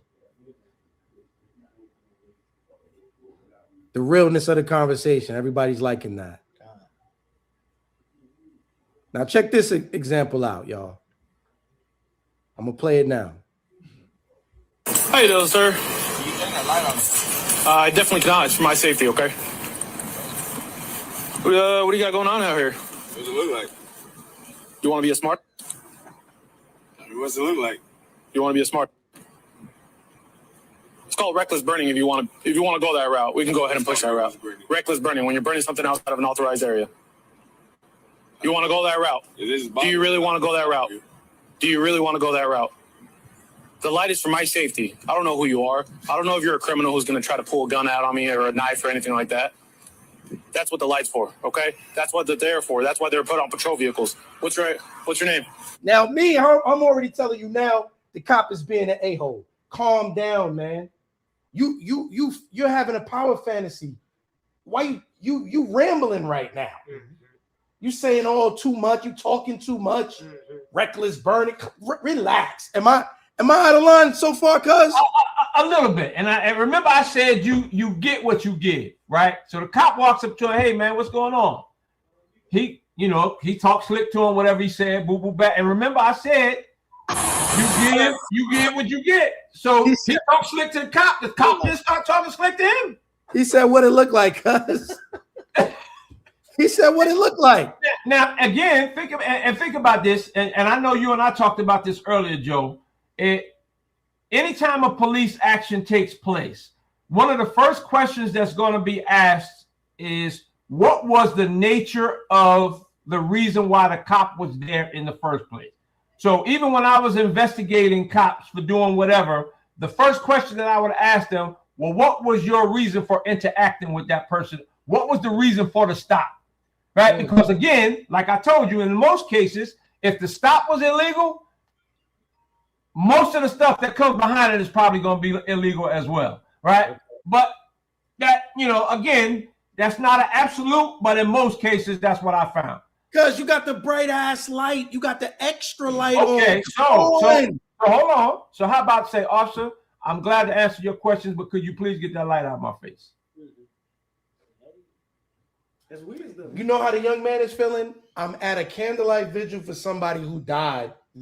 Okay, and you know what? Well, he could have said that. He could have said that. He's like, sir, listen, somebody just passed away. I'm feeling some type of way. I'm not in the right space right now. And most experience. What it look like I'm doing? What it look like I'm doing? What it look like I'm doing? I don't know. He said burning. What is he burning? Well, I didn't see that. It was a memorial candles for somebody who passed away. Okay, I couldn't tell what it was, but that's why he said that. He's like, what does it look like I'm doing? Yeah, but look. So remember, I told you, cops will find a way to justify what they're doing. So burning whatever he's burning, is he allowed to burn it in that area? Right? Because if he's not allowed, as petty as it is, and it's petty, but the cop can still use that to justify whatever he got going on. You see what I'm saying? Uh-oh. Nancy Perez says, I guess we just got to bury our nose in the sand. Listen, man, like I said, I can't tell nobody what to do. All I can recommend is be smart about what you do. That's all I can recommend. Let's play some more. What's that? One second. I usually call you supervisor. If this is bothering me, I'll put it up for you. I'd appreciate that. That's what my contact. I was just going to ask you nicely to do that, but since you want to be a smart and ask me, what does it look like, and talk to me like I'm dumb, I'm obviously going to push the other route. If that's really how you want to go. George Salami, can I go ahead and get a second? Let me get your ID. Why? I already told you. Why? Reckless burning. Okay, you want to put it out? You can put it out, but first you're going to give me your ID. Would you like me to put that up? If that's bothering you, you want me to put it out? I'm telling you. Okay, I'll put it out. We're going to have to put it out, but let me get your ID. I'll put this out. What's your name again? Officer Mora. M-O-R-I-A. Make sure you spell it right, okay? I don't need to spell that. I'll put these candles out since it's bothering this guy. Do you have ID on you?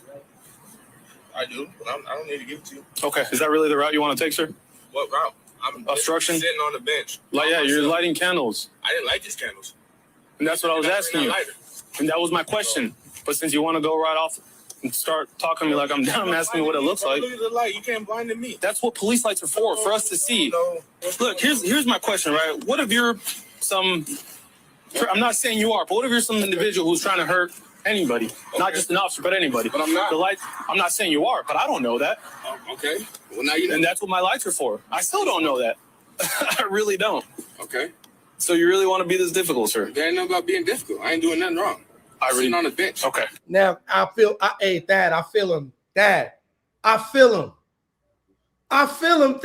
ain't doing nothing. Yo, my man, I blew the candle. Leave me alone. Leave me alone. Yeah. Leave me alone. Right. But you see how we all think we don't have to show that ID? We all feel like if I haven't committed a crime, I ain't got to show you that ID. But we learning that that's not. I don't know if that's a crime, but it may be a city ordinance or some other violation that may give the officer the right to then investigate this individual to see who he is. You understand? Because remember, in order for an officer to detain you, they have to reasonably believe or be under some reasonable suspicion that a crime has been or is being committed. So I don't know that that's a crime. Is there a crime here? Listen, I don't know what that is in that state. All I'm saying is the way this dude, and I get it, like he might be going through something for what, somebody passed away. He might be feeling something. I get that. Like, and if I was that cop, I would give him that. I'm like, yo, man, I see you burning some kids. Did somebody just pass away? You know what I'm saying? Like, we are all different. We all do things differently. Like, this cop right here, apparently he's a little sensitive. Dude talk grimy to him, he gonna start talking grimy to him. That's just how he operates. But everybody don't operate like that. I'm gonna ask you that. I'm gonna ask you. Do you think like, I don't know, but I'm gonna ask the chat as well. Y'all can put steps in the chat or whatever y'all want. But don't y'all like, because I'm looking at it objectively, it feel like to me that the officer is trying to extend an olive branch to take another route. You know what I mean? To de-escalate it a little. But he talking. It's stupid to me because in my mind, I can't believe a police officer is harassing me and I'm sitting on a bench. So I don't want to deal with it. Yeah. I'm already aggravated by the thought of what's happening right now. I look at it the other way, DeRock. I look at it as, hey, the brother did start off being defensive. The brother on the bench. He started. What does it look like I'm doing? What does it look like I'm doing? But then when the officer asked him for his ID, he said, "Look," he said, "What you want me to do? You want me to blow the candles out?" He did. All right. So I think it's him. Let's do it. That's actually trying to extend that olive branch, right, and do the right thing. You know what I mean? He said, "Look, I'll blow the candles out," and he didn't even light them. Right. You know what I mean? He goes over, he blows the candles out. He has the seat, hey, this thing should be over with. Turn the damn light off my face. I really believe that the officer is aggravating the situation. So far, I'm on the side of the guy on the bench, but I'm listening. Right. So I'm gonna keep listening. Go ahead, Thad. No. You listen. Listen, man. Like I said, when this started off, right, and the officer identified himself, told him why he was there, what he was investigating, right, and the dude on the bench right away went in with the sarcasm, right. And again, what does it look like? Listen. What does it look like? You get what you give. Remember, I said that. You get what. If I say, yo, man, I'm Officer Caldwell, I see you burning something. First of all, you can't be burning that because it's in an authorized area. But let's talk about it. What's going on, right? Or what it look like, bruh? Whatever it looked like, it could look like a number of things, but I don't know what's going on. But for you to come at me like that now puts me in a position, if I'm a sensitive cop like this officer obviously is, where now I gotta, you know what I'm saying? I gotta come back at you like that because that's just what it is. And that's how it happens a lot, man. If you look at the last video that we saw and look at this video right here, what's the common denominator, man? The common denominator is once you push it, I'm gonna take it too far. So once you push it, I'm giving you the opportunity. I don't respect that. You train. That's fine. I'm not saying that it's right. All I'm telling you is that it's real. This is what happened. Yeah. I'm not saying it's right, but it's real. You have to think about that, right? Like, all right, if I come at this dude grimy, is he now going to reciprocate grimy? And this is going to turn it. And who got the power at the end of the day? Who can make the arrest? Who can call for backup? You know what I'm saying? Like, it's just a matter of being smart, man. I get it. Sometimes we just don't feel like it. Sometimes we just don't want to be bothered. But we don't have the power, man. We don't have the power. And we need to comport ourselves accordingly so we can go home to our families. That's all I'm saying. I respect that. AI Bible Movie says, what about being reasonable, though? Considering the entire situation, this man is probably grieving. This monster can't reason like that? He probably can't. And I don't know.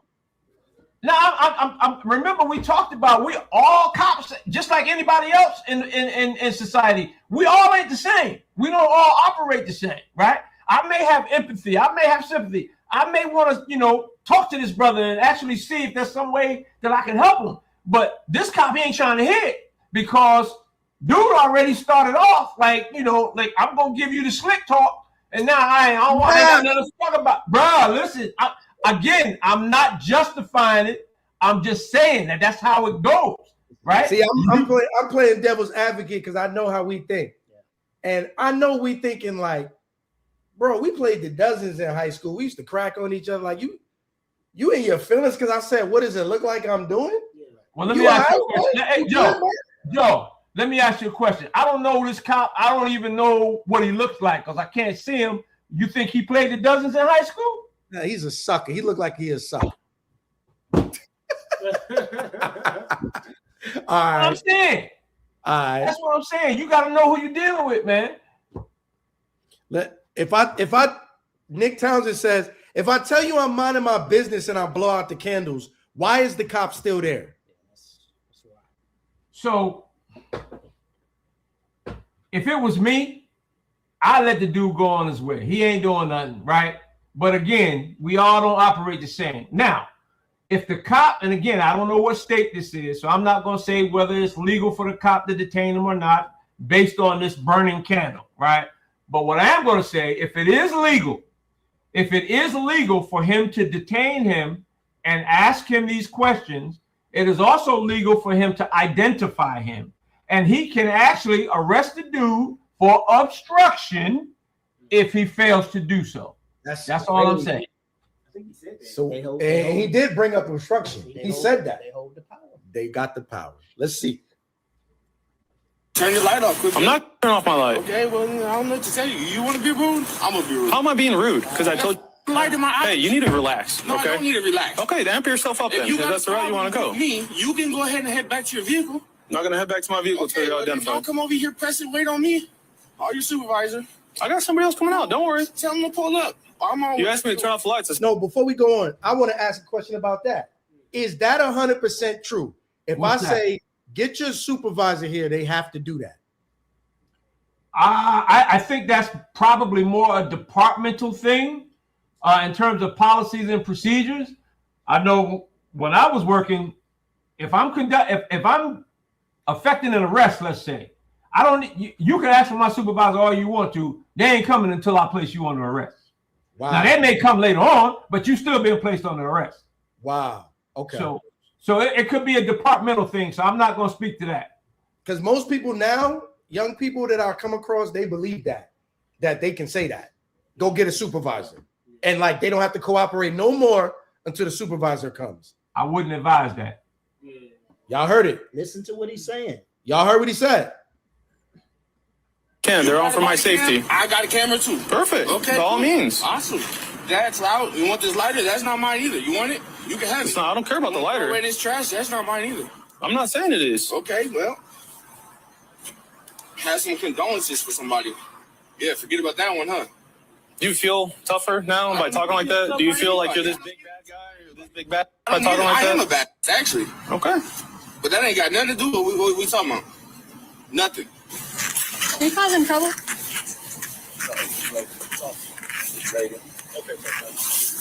That light is bright. Damn. The candles. This dude came up, had a problem with me. He came up scratching real hard, so I turned on my camera. Jason Talk. Turn on my camera. Jason Talk. Turn on my camera. And I told him.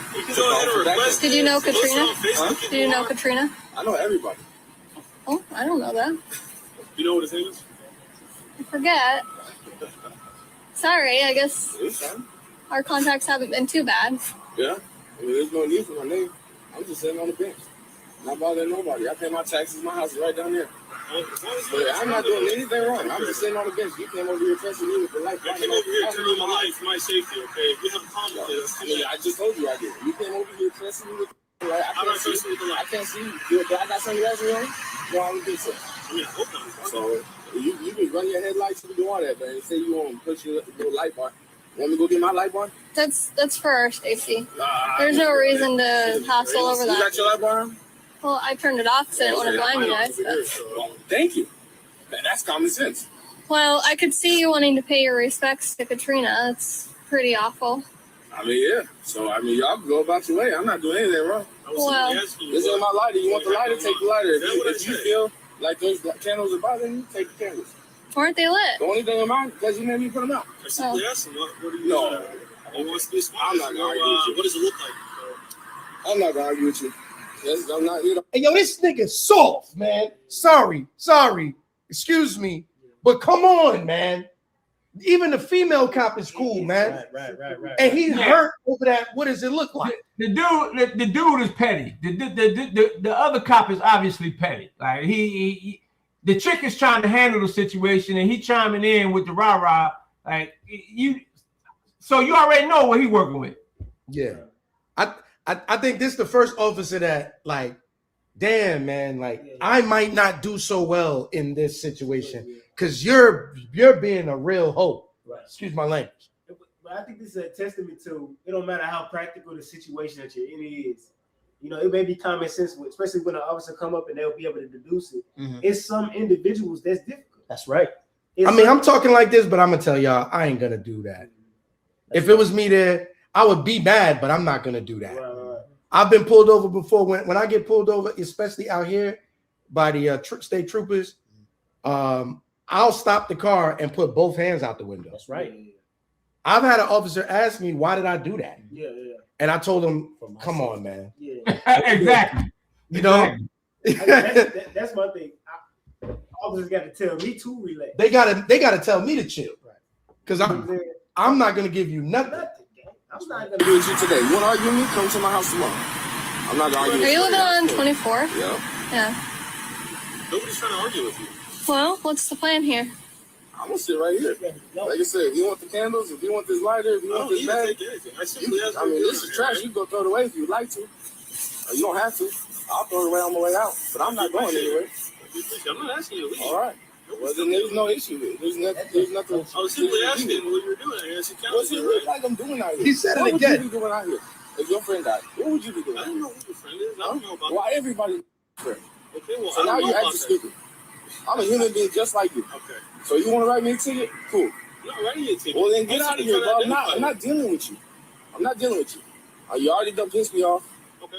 You already took it too far. You still want to turn off the light? I'm not going to turn off. All right, then. I don't want to hear it. You ain't got nothing to say to me? I ain't got nothing. I got a question for you there, Brother Thaddeus. Yes, sir. Do police go through any empathy training, situational awareness? You know what I mean? You know, when they come to a scene as such, you know, and somebody may start off reacting, you know what I mean, erratic, or they may come off disrespectful, right? Mm-hmm. But as the investigation goes on, you learn that this person is actually grieving, right? Right. So, you know, your cousin, he teaches us, you know what I mean, in situations, you know, in certain situations, we may have to take low. That's the phrase he uses, take low. And that would be using wisdom, right? Mm-hmm. Okay, because we may not have the upper hand. So in this situation, the brother may be emotional. I'm talking about the brother, right? On the bench, right. The bench, all right, because he's grieving. Right. As the investigation takes place, do you all go through any type of training, right?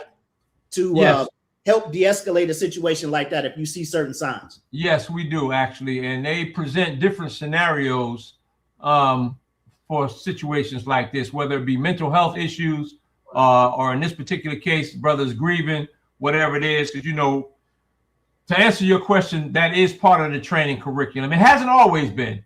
I want to say within the last 15 years, maybe, because I know there's been a couple of incidents where individuals have unfortunately been shot by the police, only to find out, you know, that they were having a crisis, a mental health crisis. Right. You know what I'm saying? So in addition to stuff like this, they would also include mental health as a component of the training to basically teach the officers, number one, how to recognize that, and number two, how to de-escalate it. Okay. There's a little bit more, and we're going to get to the main event, and we're going to let you go. I know it's getting late. Say to you. That's how that goes. Okay. Sorry for your loss. Have a good day. You too. That was the end. So look, you heard that female officer says sorry for your loss, right? She showed some empathy for what the brother was going through. Now, I guarantee you, if backup hadn't arrived, that other cop would have found a reason to lock that brother up. Right. See, and that's the point. Again, if y'all don't take away nothing else from this conversation tonight, think about the situation and think about what's the best way for me to exit this situation safely. Right. That's the way. That's the goal. That's right. The brother, because I'm telling you, if them other cops hadn't shown up, that white cop was gonna find a reason to lock that boy up because he was pissed off at him. You could see it happening because his pride was hurt. Like, I'm in charge, and you made me feel stupid, right? And now I don't like that. And then from there, it's a snowball. And that's what I say. I'm not condoning it. I'm not saying it's right. All I'm saying is that because the police have the power, they can make your life miserable, right? Yeah. So right there on the street in that moment, the brother did not have a win if that's the way he wanted to continue going. Yeah. He didn't have a win. We being real, I told you, I feel like the dude is soft. Right. But would I even be mincing all them words with him? No. Nah. I'm not doing that. Right. Like, I ain't got time for that, bro. Right. I don't even want to meet you. So let's do what we got to do to get this over with. And, you know, to maintain my dignity. I'm not going to have a verbal sparring match with you. Right. I'm not doing it. But I do understand the frustration of the guy. So hopefully y'all watching this And the variety in these scenarios, y'all are learning like, okay, when I'm in this scenario, I feel 100% empowered because I know I'm clean, right? But I still can't move this way. That's right. And in this scenario, it don't even make no sense what the officer is doing, but I still can't move that way. That's all I want y'all to learn. I'm not trying to tell you that you got to bow to these officers. I'm not saying that. Some of y'all taking it like that. Right. I'm not saying that. I'm saying here's exactly how to deal with police. That's the name of the class, right? That's right. That's not the right way doing the sparring match. It's not the right way. Oh, I don't have to show my ID because that's not the right way to do this. That don't work. You don't want to be in handcuffs? Okay, then do it this way. Absolutely. And that's what we're trying to explain to you. Now, this last one here, I ain't going to narrate this one. I'm going to let you watch. He's talking kind of low. And if you can't understand him, I know what he said. So just ask me and I'll fill you in on what he said. But this one right here, man, I ain't even going to build up to it. We just going to watch it. We just going to watch it. Y'all be the judge. All right. This young brother reminds me of a brother in my group called Ratazawan. He reminds me of him. Let's watch this one. Hey man, can you step back in the car for me? No, you're gonna sit down. You're gonna sit down. I know I got one here. Sit down. I'm telling you to sit back in the car. Sit back in the car. You're gonna go to jail if you don't sit back in the car. I'm not going to jail. Sit in the car. You're not going to jail? I'm not. I promise. You're gonna sit down and put your feet back in the car and close the door. You don't understand the scene how this works, huh? So I'm gonna stop it right there. He said, first of all, stop telling me I'm gonna go to jail. I'm not going to jail. So don't say that to me. Then he sat down and said, you're gonna tell me to get out of the car anyway. And the police officer responds with, you don't seem to understand how this works. Right. That's where we are so far, cuz. All right. What do we know why? Do we know why the police is interacting with him? He got one headlight out. He said it. He said, I know. I got one headlight out. I know. Okay, so that's what the young brother said. Yes. He got one headlight out. Yes. Okay. And he said, I know that's why you pulling up behind me. I know. Mm-hmm. And then the officer said, sit down in the car. He said, you're going to tell me to get out the car anyway. He said, you're going to sit down in the seat and put your feet in the car. And he says, you're going to tell me to get out anyway. And the officer says, you don't seem to understand how this works. Oh, my God. You do what I tell you. He about to say it. Tell you to sit back in the car. That's something that you do. This isn't a debate. Do you understand? Swing your feet back in the car and close the door. Your headlight's out. Yeah. So you think you just go inside? Okay. You got a license on you? Okay. You got any weapons in the vehicle? No? Okay. So this is the last time I'm going to tell you to swing your feet back into the car. Why is that such a problem? I'm telling you because I'm conducting the traffic stop. To swing your feet back in the car. Stop talking for a second. Stop talking for a second. Stop talking for a second. I don't care if you're hungry. He said, I'm a grown man. You're not finna talk to me like that. I only came here to get some food. That's what he's saying. I know you can hear what the cop is saying. Okay. Yeah. All right. You do not listen. Stop talking for a second. If you do not listen to what I'm telling you to do again, I am taking you to jail. Do you understand?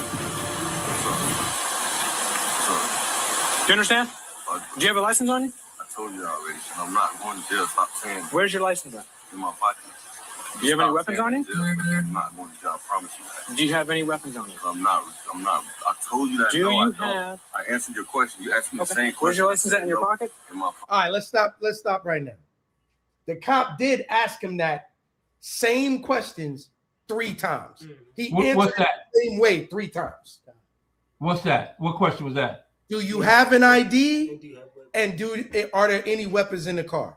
Mm-hmm. He said, yes, I got an ID. It's in my pocket. No, it's no weapons in the car. And then he added on, you already asked me that 3 times.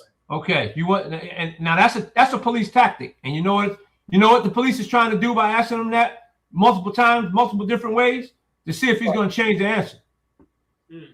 Wow. I didn't think of it like that. I was getting aggravated like the young man. Like, damn, you asking me that a lot of times. How many times you gonna ask me that? Okay. I just learned something. Okay. You got any weapons in the vehicle? I'm not answering that for no more. I already said no. What's your problem? I'm hungry.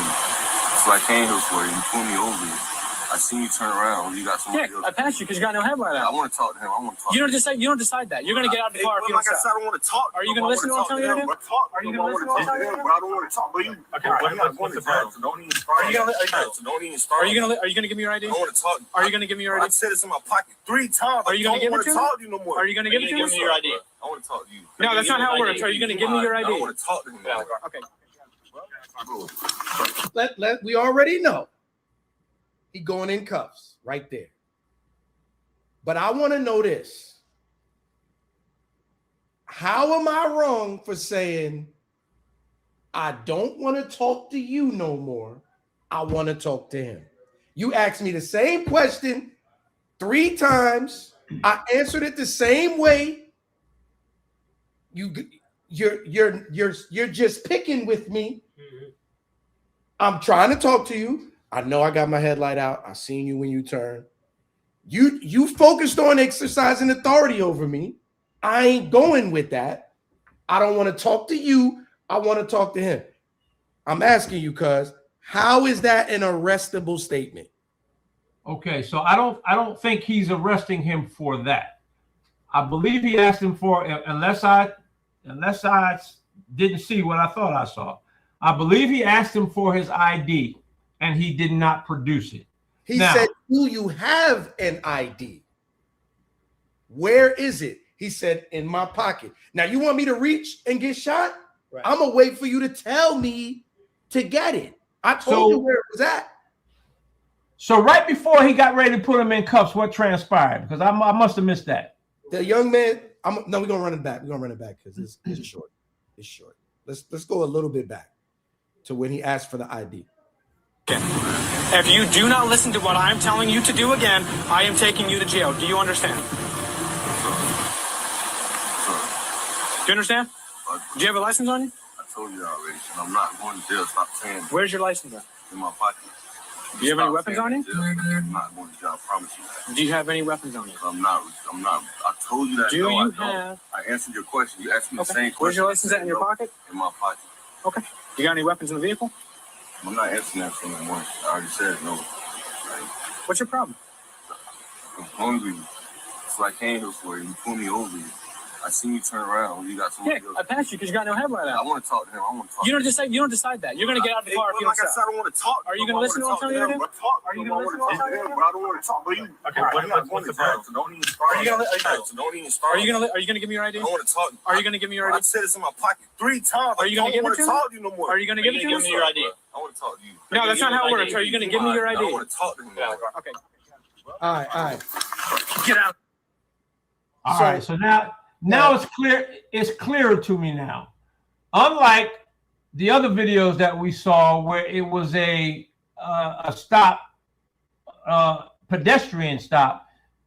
I know in most states, if not all, if you are stopped in a motor vehicle, you are required by law to produce, at the very least, your driver's license, registration in some states, and your insurance card. You absolutely have to produce. So this cop asked this dude 3 or 4 times, are you going to give me your ID? You going to give me your ID? You going to give me your...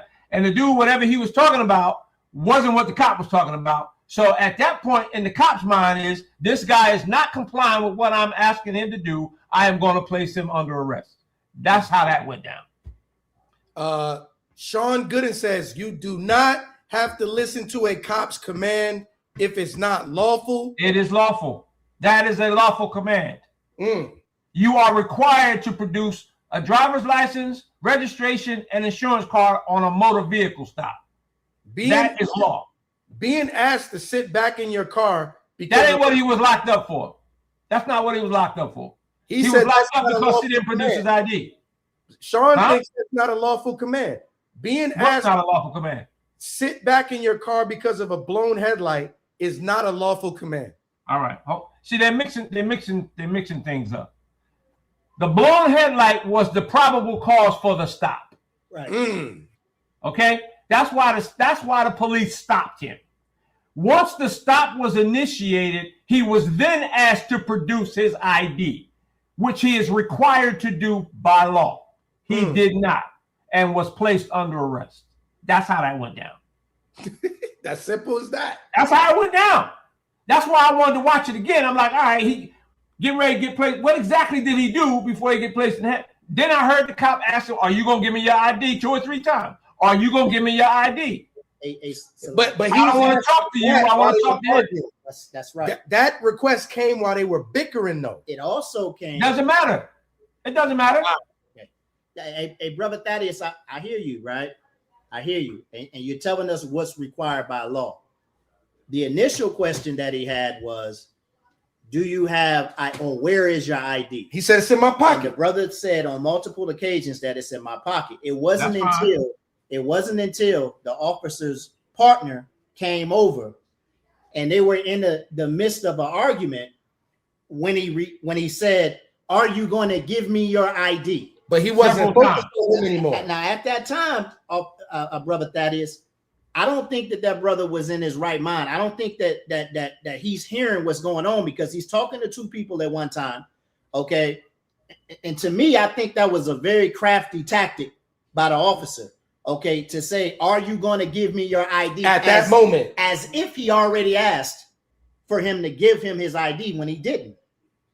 You know, that's the way I look at it. What do you say? Even though I know that the brother should have followed orders, at the same time, I think that was very crafty by that officer.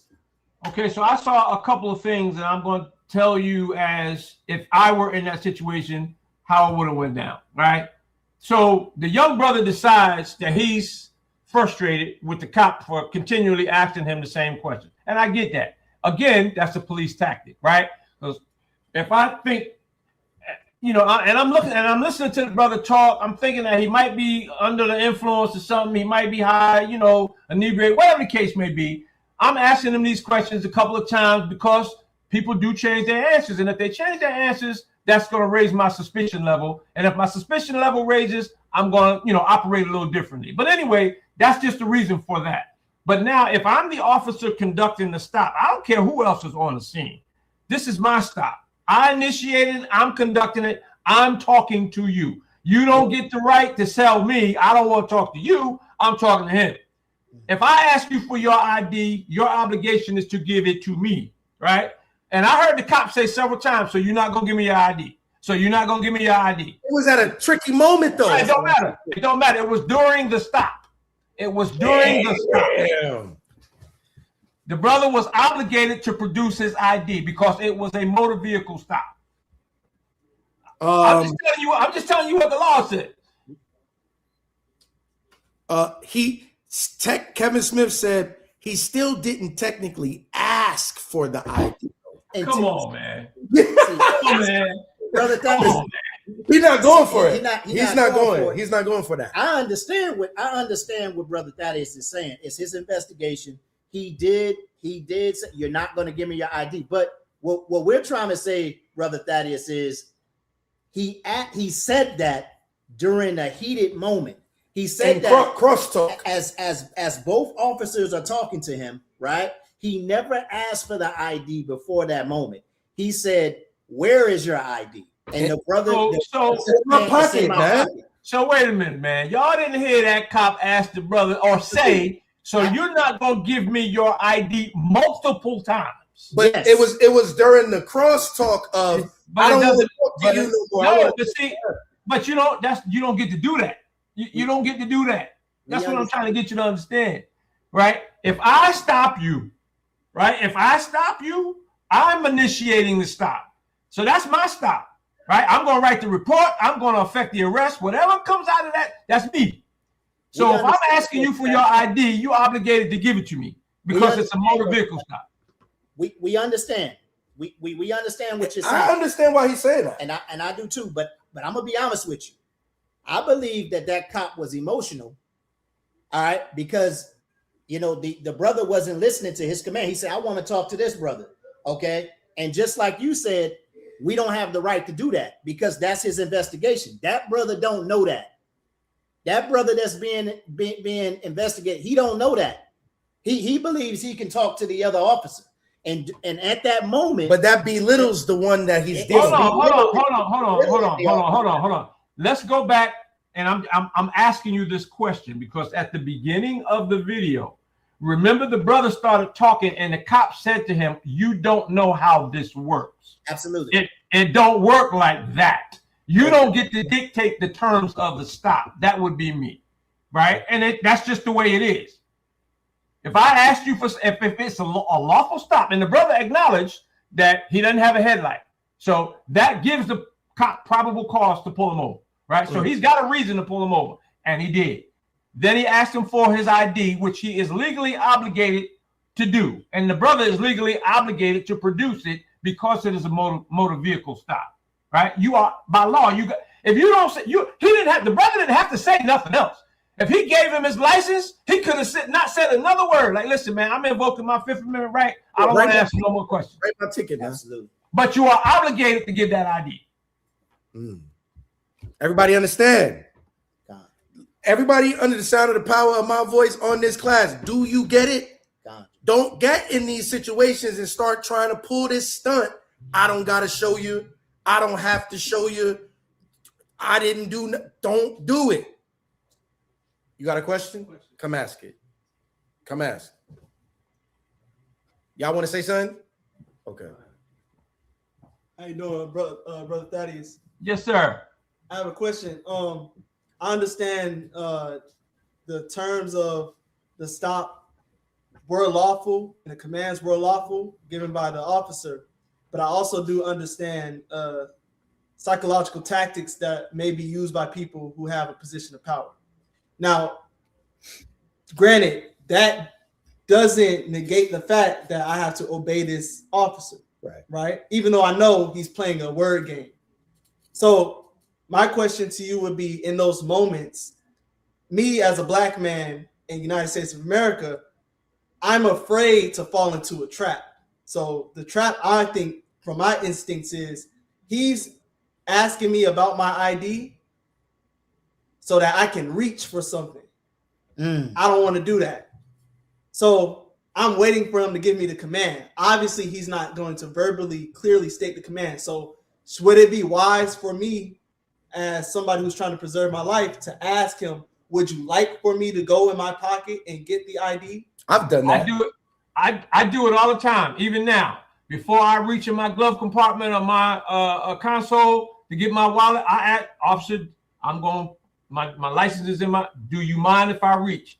So in that particular scenario, once the officer said, are you going to give me your ID? If that was the brother's concern, he should have said, officer, I told you it was in my pocket. Do you mind if I reach over and get it? Right. I don't even think he heard the officer.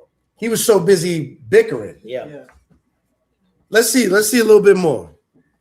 But how so far the brother did nothing right in your eyes. He is way out of line in your eyes. Not way out of line, but again, I mean, there's a common denominator to all of these videos, right? And compliance is the now. Look, I know that we can argue this another day about compliance, right? Because people said just comply. Look what happened to George Floyd and blah blah blah blah blah. We can debate that all day, but let's talk about the law of averages, right? And the exit strategy. The exit strategy is to go home at the end of the night, right?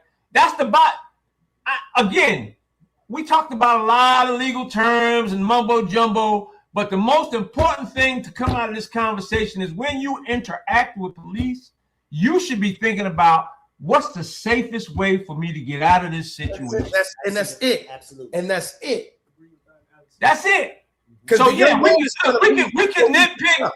We can nitpick about what could have been done this way or what could have been done that way. But at the end of the day, when you put everything together and you like knowing how we're treated by the police and historically what has happened to us when we get involved in interactions with the police, man, listen, what's the safest way for me to get out of this? I'm trying to go home.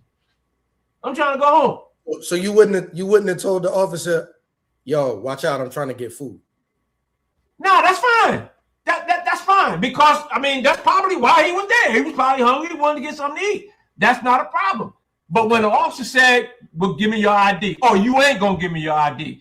He could have said, "Well, officer, you really didn't ask me. However, since now you asking me, do you mind if I go in my pocket and get it out?" Right. I agree with that. And that takes this a whole nother angle. Right. So I get one. Go ahead. I think that's what the thing was. He was talking to dude and saying, I don't want to talk to you no more. I want to talk to him. And he asked him for his ID fast. Real fast. 3 times in a row, real fast. You're not going to give me your ID? You're not going to give me your ID? But he's in the middle. He's in the middle of saying, I don't want to talk to him, man. He tripping, man. What's up with this? And he's not listening anymore. In general, that's it. He see, brother Thaddeus, we hear you, man. We hear you. I'm with you. Hey, get out of that situation. Yeah. Okay, I'm with you. But and he being nice. That's if right. there was any video footage of me acting like that, he would curse me out. I hear you.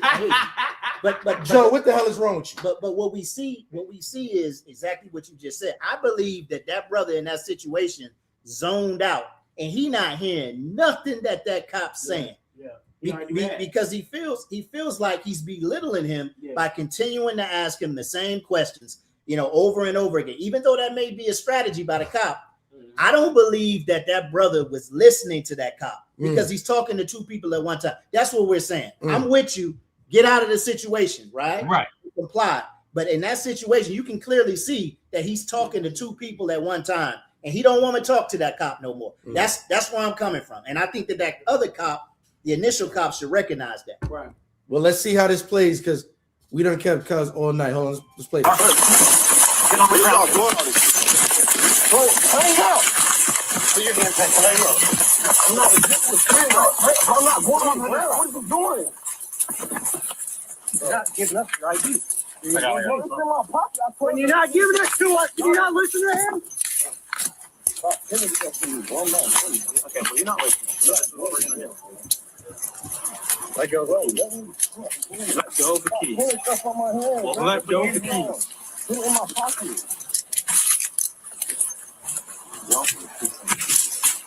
If you would have just gave us your ID, it would have been different. Let go of the keys. I just asked you for it. Whoa. What are you doing? Dude, if you keep moving, that's offensive. I'm still a fucking guy. Y'all better train up.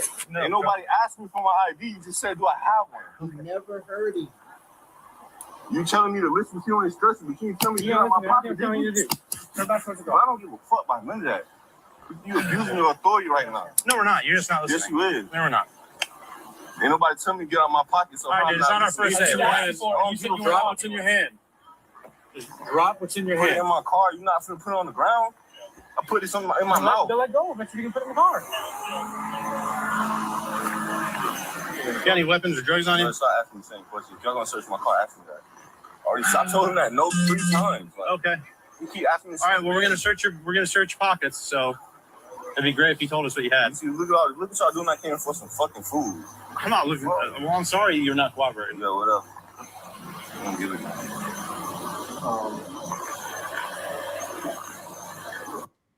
That's all the footage right there. That's it for the footage right there. What's up, bro? That's it. So he basically said, y'all never asked me for my ID. You just asked me where it was at. Y'all yelling. I'm a grown ass man. Don't be yelling at me. And he said, y'all a bunch. He said, he ended it by saying, y'all a bunch of weirdos, man. And that's the end of the clip. Hey, you can hear like the arresting officer. You can hear the satisfaction in his voice after it. Like, right. You should have just gave us your ID. You know what I mean? Right. He's satisfied. He got everything. He got his rocks off. You know what I mean? Right. We like him a bit of a turn. See, this is where I get stuck because I ain't a part of your power fantasy, man. You want to feel big and bad and use me as a prop. I'm not feeding into that. Yeah. But I don't agree with the young brother's execution. Yeah. So what I'm going to say is I understand his demeanor, but his execution was terrible. Right. But I am on his side. Yo, bro, who you yelling at? I'm not your son. Yeah. And calm down when you talk to me. I am a man. Right. I'm not here for you to feel big on. Am I wrong here? No, you're not. You're not wrong. But are you doing that or saying that instead of complying with the officer's request? Right? Now, you are perfectly within your right to voice your opinion, to voice your frustration. But at the end of the day, the officer has a job to do. And he's going to do it one way or the other, with your cooperation or without. Again, we have options, right? The officers, at this point, he's made the stop. He's already, and again, when you're talking to a police officer and you say, "Officer, am I free to go?" And he says, "No, right now you're being detained." Okay? You're not under arrest. You're not under arrest, but you're not free to go. So you can't just leave until the officer at least gets finished talking to you, right? Mm-hmm. Now, in this particular case, once the kid, the gentleman, he looked like a younger, I call him a kid, he looked like a young man. But once and again, it's a matter of semantics. He said the cop you never asked me to give you my ID. You just said, so you're not gonna get. So if I say to you, yo, so you ain't gonna give me your ID 3 times, what you think I'm asking you? I'm gonna be like, I'm just saying. Can I get it? Calm down. Can I go in my pocket and get it? Y'all good? Right. I might say something like that. That's fine. That's perfect. That's perfect. All right, somebody want to say something to you? Come close so you can hear me. Yeah. Go ahead. All right. I don't want to be on camera, but I mean, coming from New York, I've been stopped. I've dealt with law enforcement more times than I can count. Like I'm telling you, I'm talking about maybe 50 encounters with law enforcement, at least. And I've had some here in Atlanta. Not as many. I've only been here 5 years. But I know how to talk to them. Mm-hmm. I have had law enforcement steal from me, rob me of my stuff, your money, my jewelry, my money. They even stole laundry from me before. It said it's hard to hear you, Rich. Speak up. Okay, let me speak up. Just come closer to the computer. Yeah. So I've had like so many encounters with law enforcement in New York City, because in New York, you're gonna get pulled over at least 2-3 times a month if you're black. And if you live in Jamaica, Queens, Brooklyn, the Bronx, you're getting pulled over. There's no way around it. And I have never got into a physical encounter with law enforcement in all those times, because I know how to talk to them. I'm like, listen, yo, I'm not going to bust your balls. I use the words that they use. These are the things they talk. This is how they talk. So I mimic them. I literally do it. I say, bro, I'm not going to bust your balls. Yeah, well, I never say that in my everyday conversation. That's that Bayonne slang. That's the way they talk. That Bayonne. Because hey, you busted my balls here. Yeah, exactly. I hit him with that. Yo, I'm not trying to bust your balls. Listen to you. I'm telling you, my license, it may be suspended. You know what I'm saying? And I'm gonna be honest with you. And I'm telling you, I talked myself out of countless very bad situations. I drove down the tunnel because they blocked off the road to clean it. I didn't know that was the prop that was going on. I just thought it was traffic. I switched into that lane and just speeded through the tunnel because I didn't know they cut off a lane to clean. Mm-hmm. I'm thinking I'm in traffic. I dipped into that other lane and went all the way from Jersey to Manhattan, and I had 8 cars behind me when I got to Manhattan. When they got to Manhattan, I was like, oh my God. I was like, what have I done? Yeah. And I did it in a way that was like, oh, what have I done? I'm like, I can't believe I've done this. And they was calming me down. Yeah. Relax. It's okay. It's okay. I said, no, it's not okay. What did I just do? Yeah. You understand? You gotta be with. You disarmed them. You disarmed them. So all I'm saying is, don't look. I'm not trying to let nobody. And 2 of these incidents, 3 incidents, they stole from me thousands of dollars. Oh, that's something else. Yeah.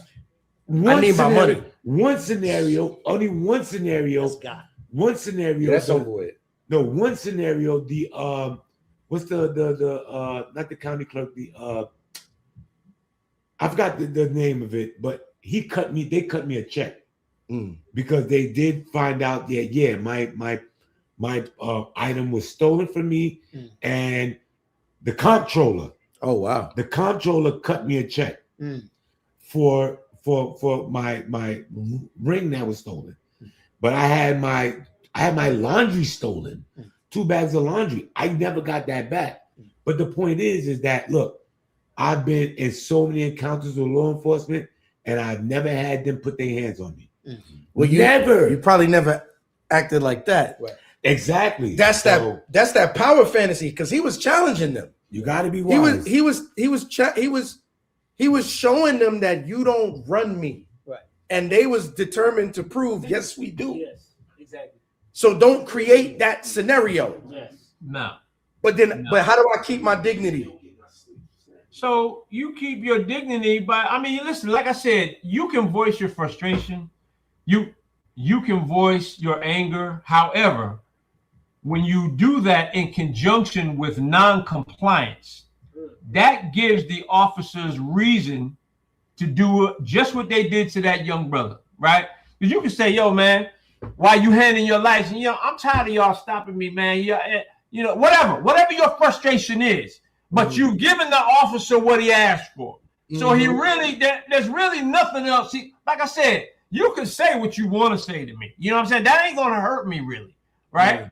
It might hurt my feelings. I mean, if I'm sensitive, it might hurt my feelings. I might feel some type of way about it. But in terms of how I'm going to perform, how I'm going to conduct myself, once you've given me your ID, the reason for the stop is over. Now, I'm going to also leave you with this.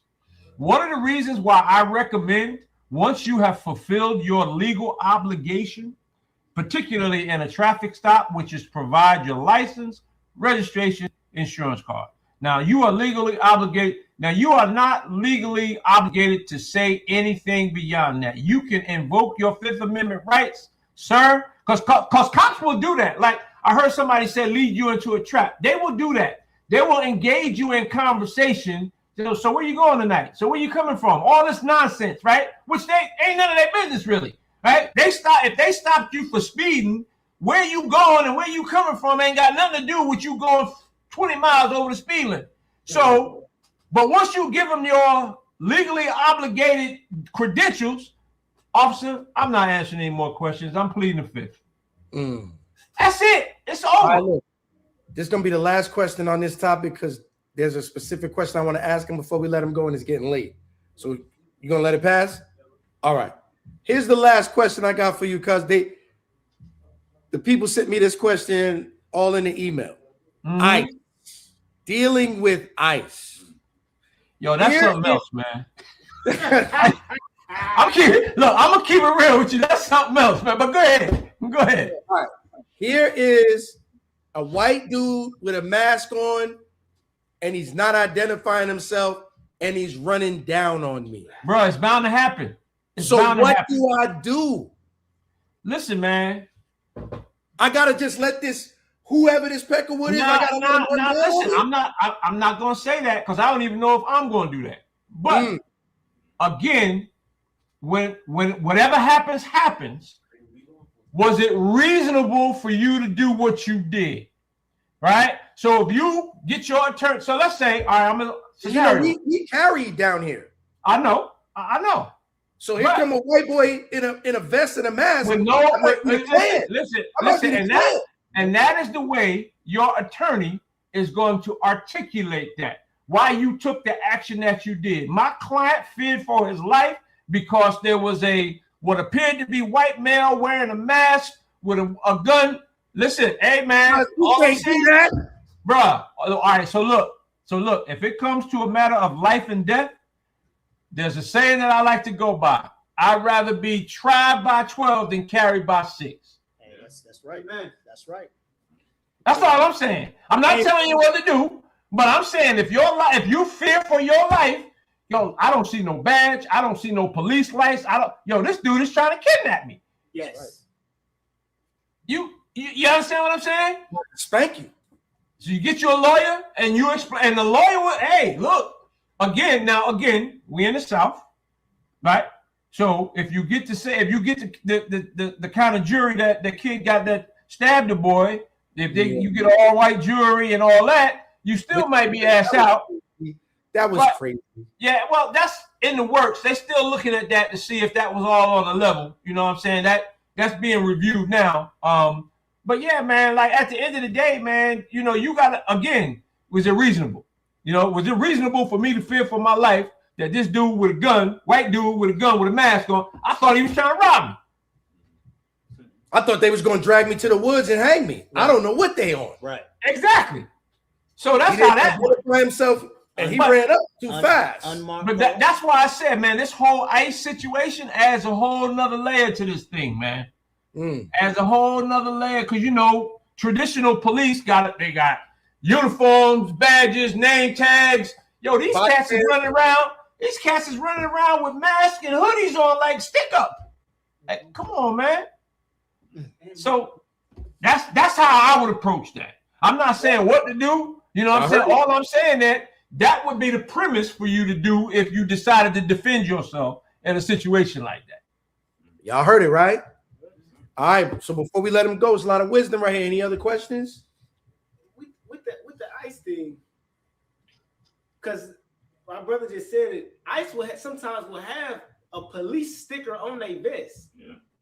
Is that lawful to do? Like, are ICE police? You see what I'm saying? They are. So police is a generic term for any law enforcement agency. Okay. Any law enforcement, as long as they are a law enforcement agency, they can utilize the term police. Okay. Because let's say, for instance, I'm with the FBI, right? And we conducting a raid. If I kick down your door, I'm not going to say FBI, I'm going to say police. Yeah. Right? If I'm with the sheriff department, if I'm coming to execute a raid, I ain't going to say the Clayton County Sheriff Department, police. So any law enforcement agency can universally use the term police. Hey, real quick. Hey, Brother Thaddeus, so you just said, if you're getting ready, to execute, an investigation or whatever, you're going, you're doing a raid or whatever, you're going to announce police, and I know you said that's a different thing with ICE. Right. But as law enforcement officers, are they obligated to tell you that they are ICE? Like, do they got to say anything before they run down on you? Hey, I'm law enforcement. I'm ICE. Are they obligated to show identification before they run down on you? I'm gonna be honest with you, man. The ICE is a federal agency, and I really don't know what they are legally bound to do right now. That's crazy. That's wild. Right, and I don't think anybody does, because I think they're doing it on the fly. But they got the backing of the White House. You see what I'm saying? You saw they shot that one dude, the white boy. They shot him. He didn't even reach for the gun. They shot him. That's what I'm trying to tell you, man. And when they start doing that to them, you already know what we working with. Mm-hmm. Say what now? We keeping them over time now. Let's if we got questions, let's do it. My only concern with that though, concerning the patches, is those patches can be bought on Amazon. I've seen security guards with police vests on before. So, that's illegal. Right. So we see there's cases where people are being charged with impersonating an officer. That's right. And that's on the news. So as common as that practice is in these unprecedented times, like what is the best advice and legal option for us as people who want to preserve their lives but also don't want to fall into the clutches of the system? So what I would recommend, brother, and this is what I do personally, and I tell my family to do the same thing. If you encounter an individual representing themselves as law enforcement and you are uncertain about that, call 911. Call 911. Listen, this is where I am. I got this dude running down on me talking about he police. He ain't got no uniform on. He in a plane car. You know, blase, blase, blase. And let them send a uniform unit out there to investigate that. That's what I would do. Thank you. You know, it's kind of similar to what we were taught, you know, back in the day. You know, if you're being trailed by an unmarked car, right? You know, or if it's dark, you know what I mean? If you're in an unlit area, you know, continue to drive until you're in the lit area, or you got every right to drive to the nearest police station. You know what I mean? If you don't feel safe, or if you're not sure that unmarked car is police. But then they be getting mad and they want to whoop your ass if you keep driving. So again, while you're driving to a safely lit area, I'm on the phone with 911. Like, listen, I got a unit behind me that's unmarked, and I'm not sure that they're police. This is where I am. Can you please dispatch a marked unit to my location? Right. That's what I would do. It's good wisdom right there. Hey, Thaddeus, thank you so much. Anytime, brothers. Anytime. Thank you, Mr. Thaddeus. All right, appreciate you there, brothers. Yes, sir. Anything you want to say in closing? No, man, it was a pleasure, engaging with you all. And if I can help in any way, man, cuz got my number, reach out for me. You know, we can have these discussions in the future. And anytime, man, we can sit down. If there were some questions that you had that you didn't get a chance to answer on tonight, we can do it again. That's what's up. I appreciate you for your time, Mr. Thaddeus. Thank you. All right, now. Hey, we're going to close it out. We're going to close the class out. We're going to close the class out. Y'all, it was my pleasure to share that beautiful resource with all of y'all. 263 people, man. 65. I hope y'all learned something tonight, man. I want to get one scripture because the Bible says basically what we were saying in our way, the Bible said. I want you to go to the Apocrypha. Go to Sirach 9 and 13. Read it for the people, man. This is the book of Sirach, Ecclesiasticus in the Apocrypha, chapter 9 and verse number 13. Look what it says. And it reads, keep thee far from the man that have power to kill, so shalt thou not doubt the fear of death. And if thou come unto him, make no fault, lest he take away thy life presently. That Bible just said that. When you get around these people, don't make no fault. Because he has the power to take your life away presently, right in that moment. That's right. So you're not a punk. You're not a sucker for taking this advice and handling these different scenarios the right way. Right. You're trying to live. That's right. That's right. Put your pride aside and live. And the Lord says so. Keep reading. God, remember that thou goest in the midst of snares. Remember that you in the midst of snares. These are traps. You got an ID on you? Mm-hmm. Any weapons in the car? Mm-hmm. You got an ID? You not gonna give us your ID? Ain't no weapons in here, is it? Yeah. You're not gonna give me your ID? That's a snare. You're in the midst of snares. Don't make a fault. Don't blow it by being proud. Right. Read on. And that thou walkest upon the battlements of the city. Because you're at a spiritual and physical war. Just be careful. All right. Exactly. With that, we're gonna close out the class. Y'all know how we do it every time. Call the number at the bottom of the screen. We're gonna send up the Lord's Prayer. Make sure your phone is on mute if you call in. Thank you again, Thaddeus. We love you. All right. Hey, Tawada. We're gonna talk to you another time. All right now. Tell the priest I said good night. All right. I hope y'all learned something, man. My family became your family. Thank you for watching. If you would like to support the body, you can donate via Cash App, PayPal, or Zelle. We are the Sons of Thunder. It's our heart's prayer and desire for Israel that they might be saved. Let the whole room stand. Truth in the air, let it move through the land. Friday night fire, let the whole place lock. Sons of thunder, let the whole room watch. Salute the general, I know where it's due. For the labor, for the warnings, for the work so true. Salute the general, but the praise go high to the most high, only ruler of the sky. Salute the general, let the whole camp know truth don't build itself. Somebody got the hold. Salute the general, but we keep it in line. Yeah, overall, that's the law every time. I seen men speak, but their words had no root. I seen loud talk die when it had no fruit. Then you see a man stand, yeah, after years, still feeding the flock, still making things clear. That take patience, that take burden and fire. That take discipline when the flesh want higher. That takes standing tall when the pressure get thick, still keeping the book and the doctrine strict. So this one for the work and the way you carry, for the cold nice teaching, for the truth kept married to the law, to the order, to the field. Yeah, not bending for men, not changing the call. Oh, salute the general, I know where it's due, for the labor, for the warnings, for the work so true.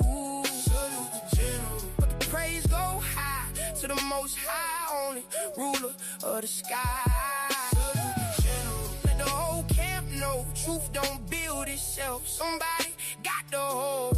Salute the general, but we keep it in line. Yeah, overall, that's the law every time. Yeah. This is for the standard that was set in place, for the sharp correction, for the straight no chase, for the brothers built up under heavy instruction, for the men learning order instead of destruction.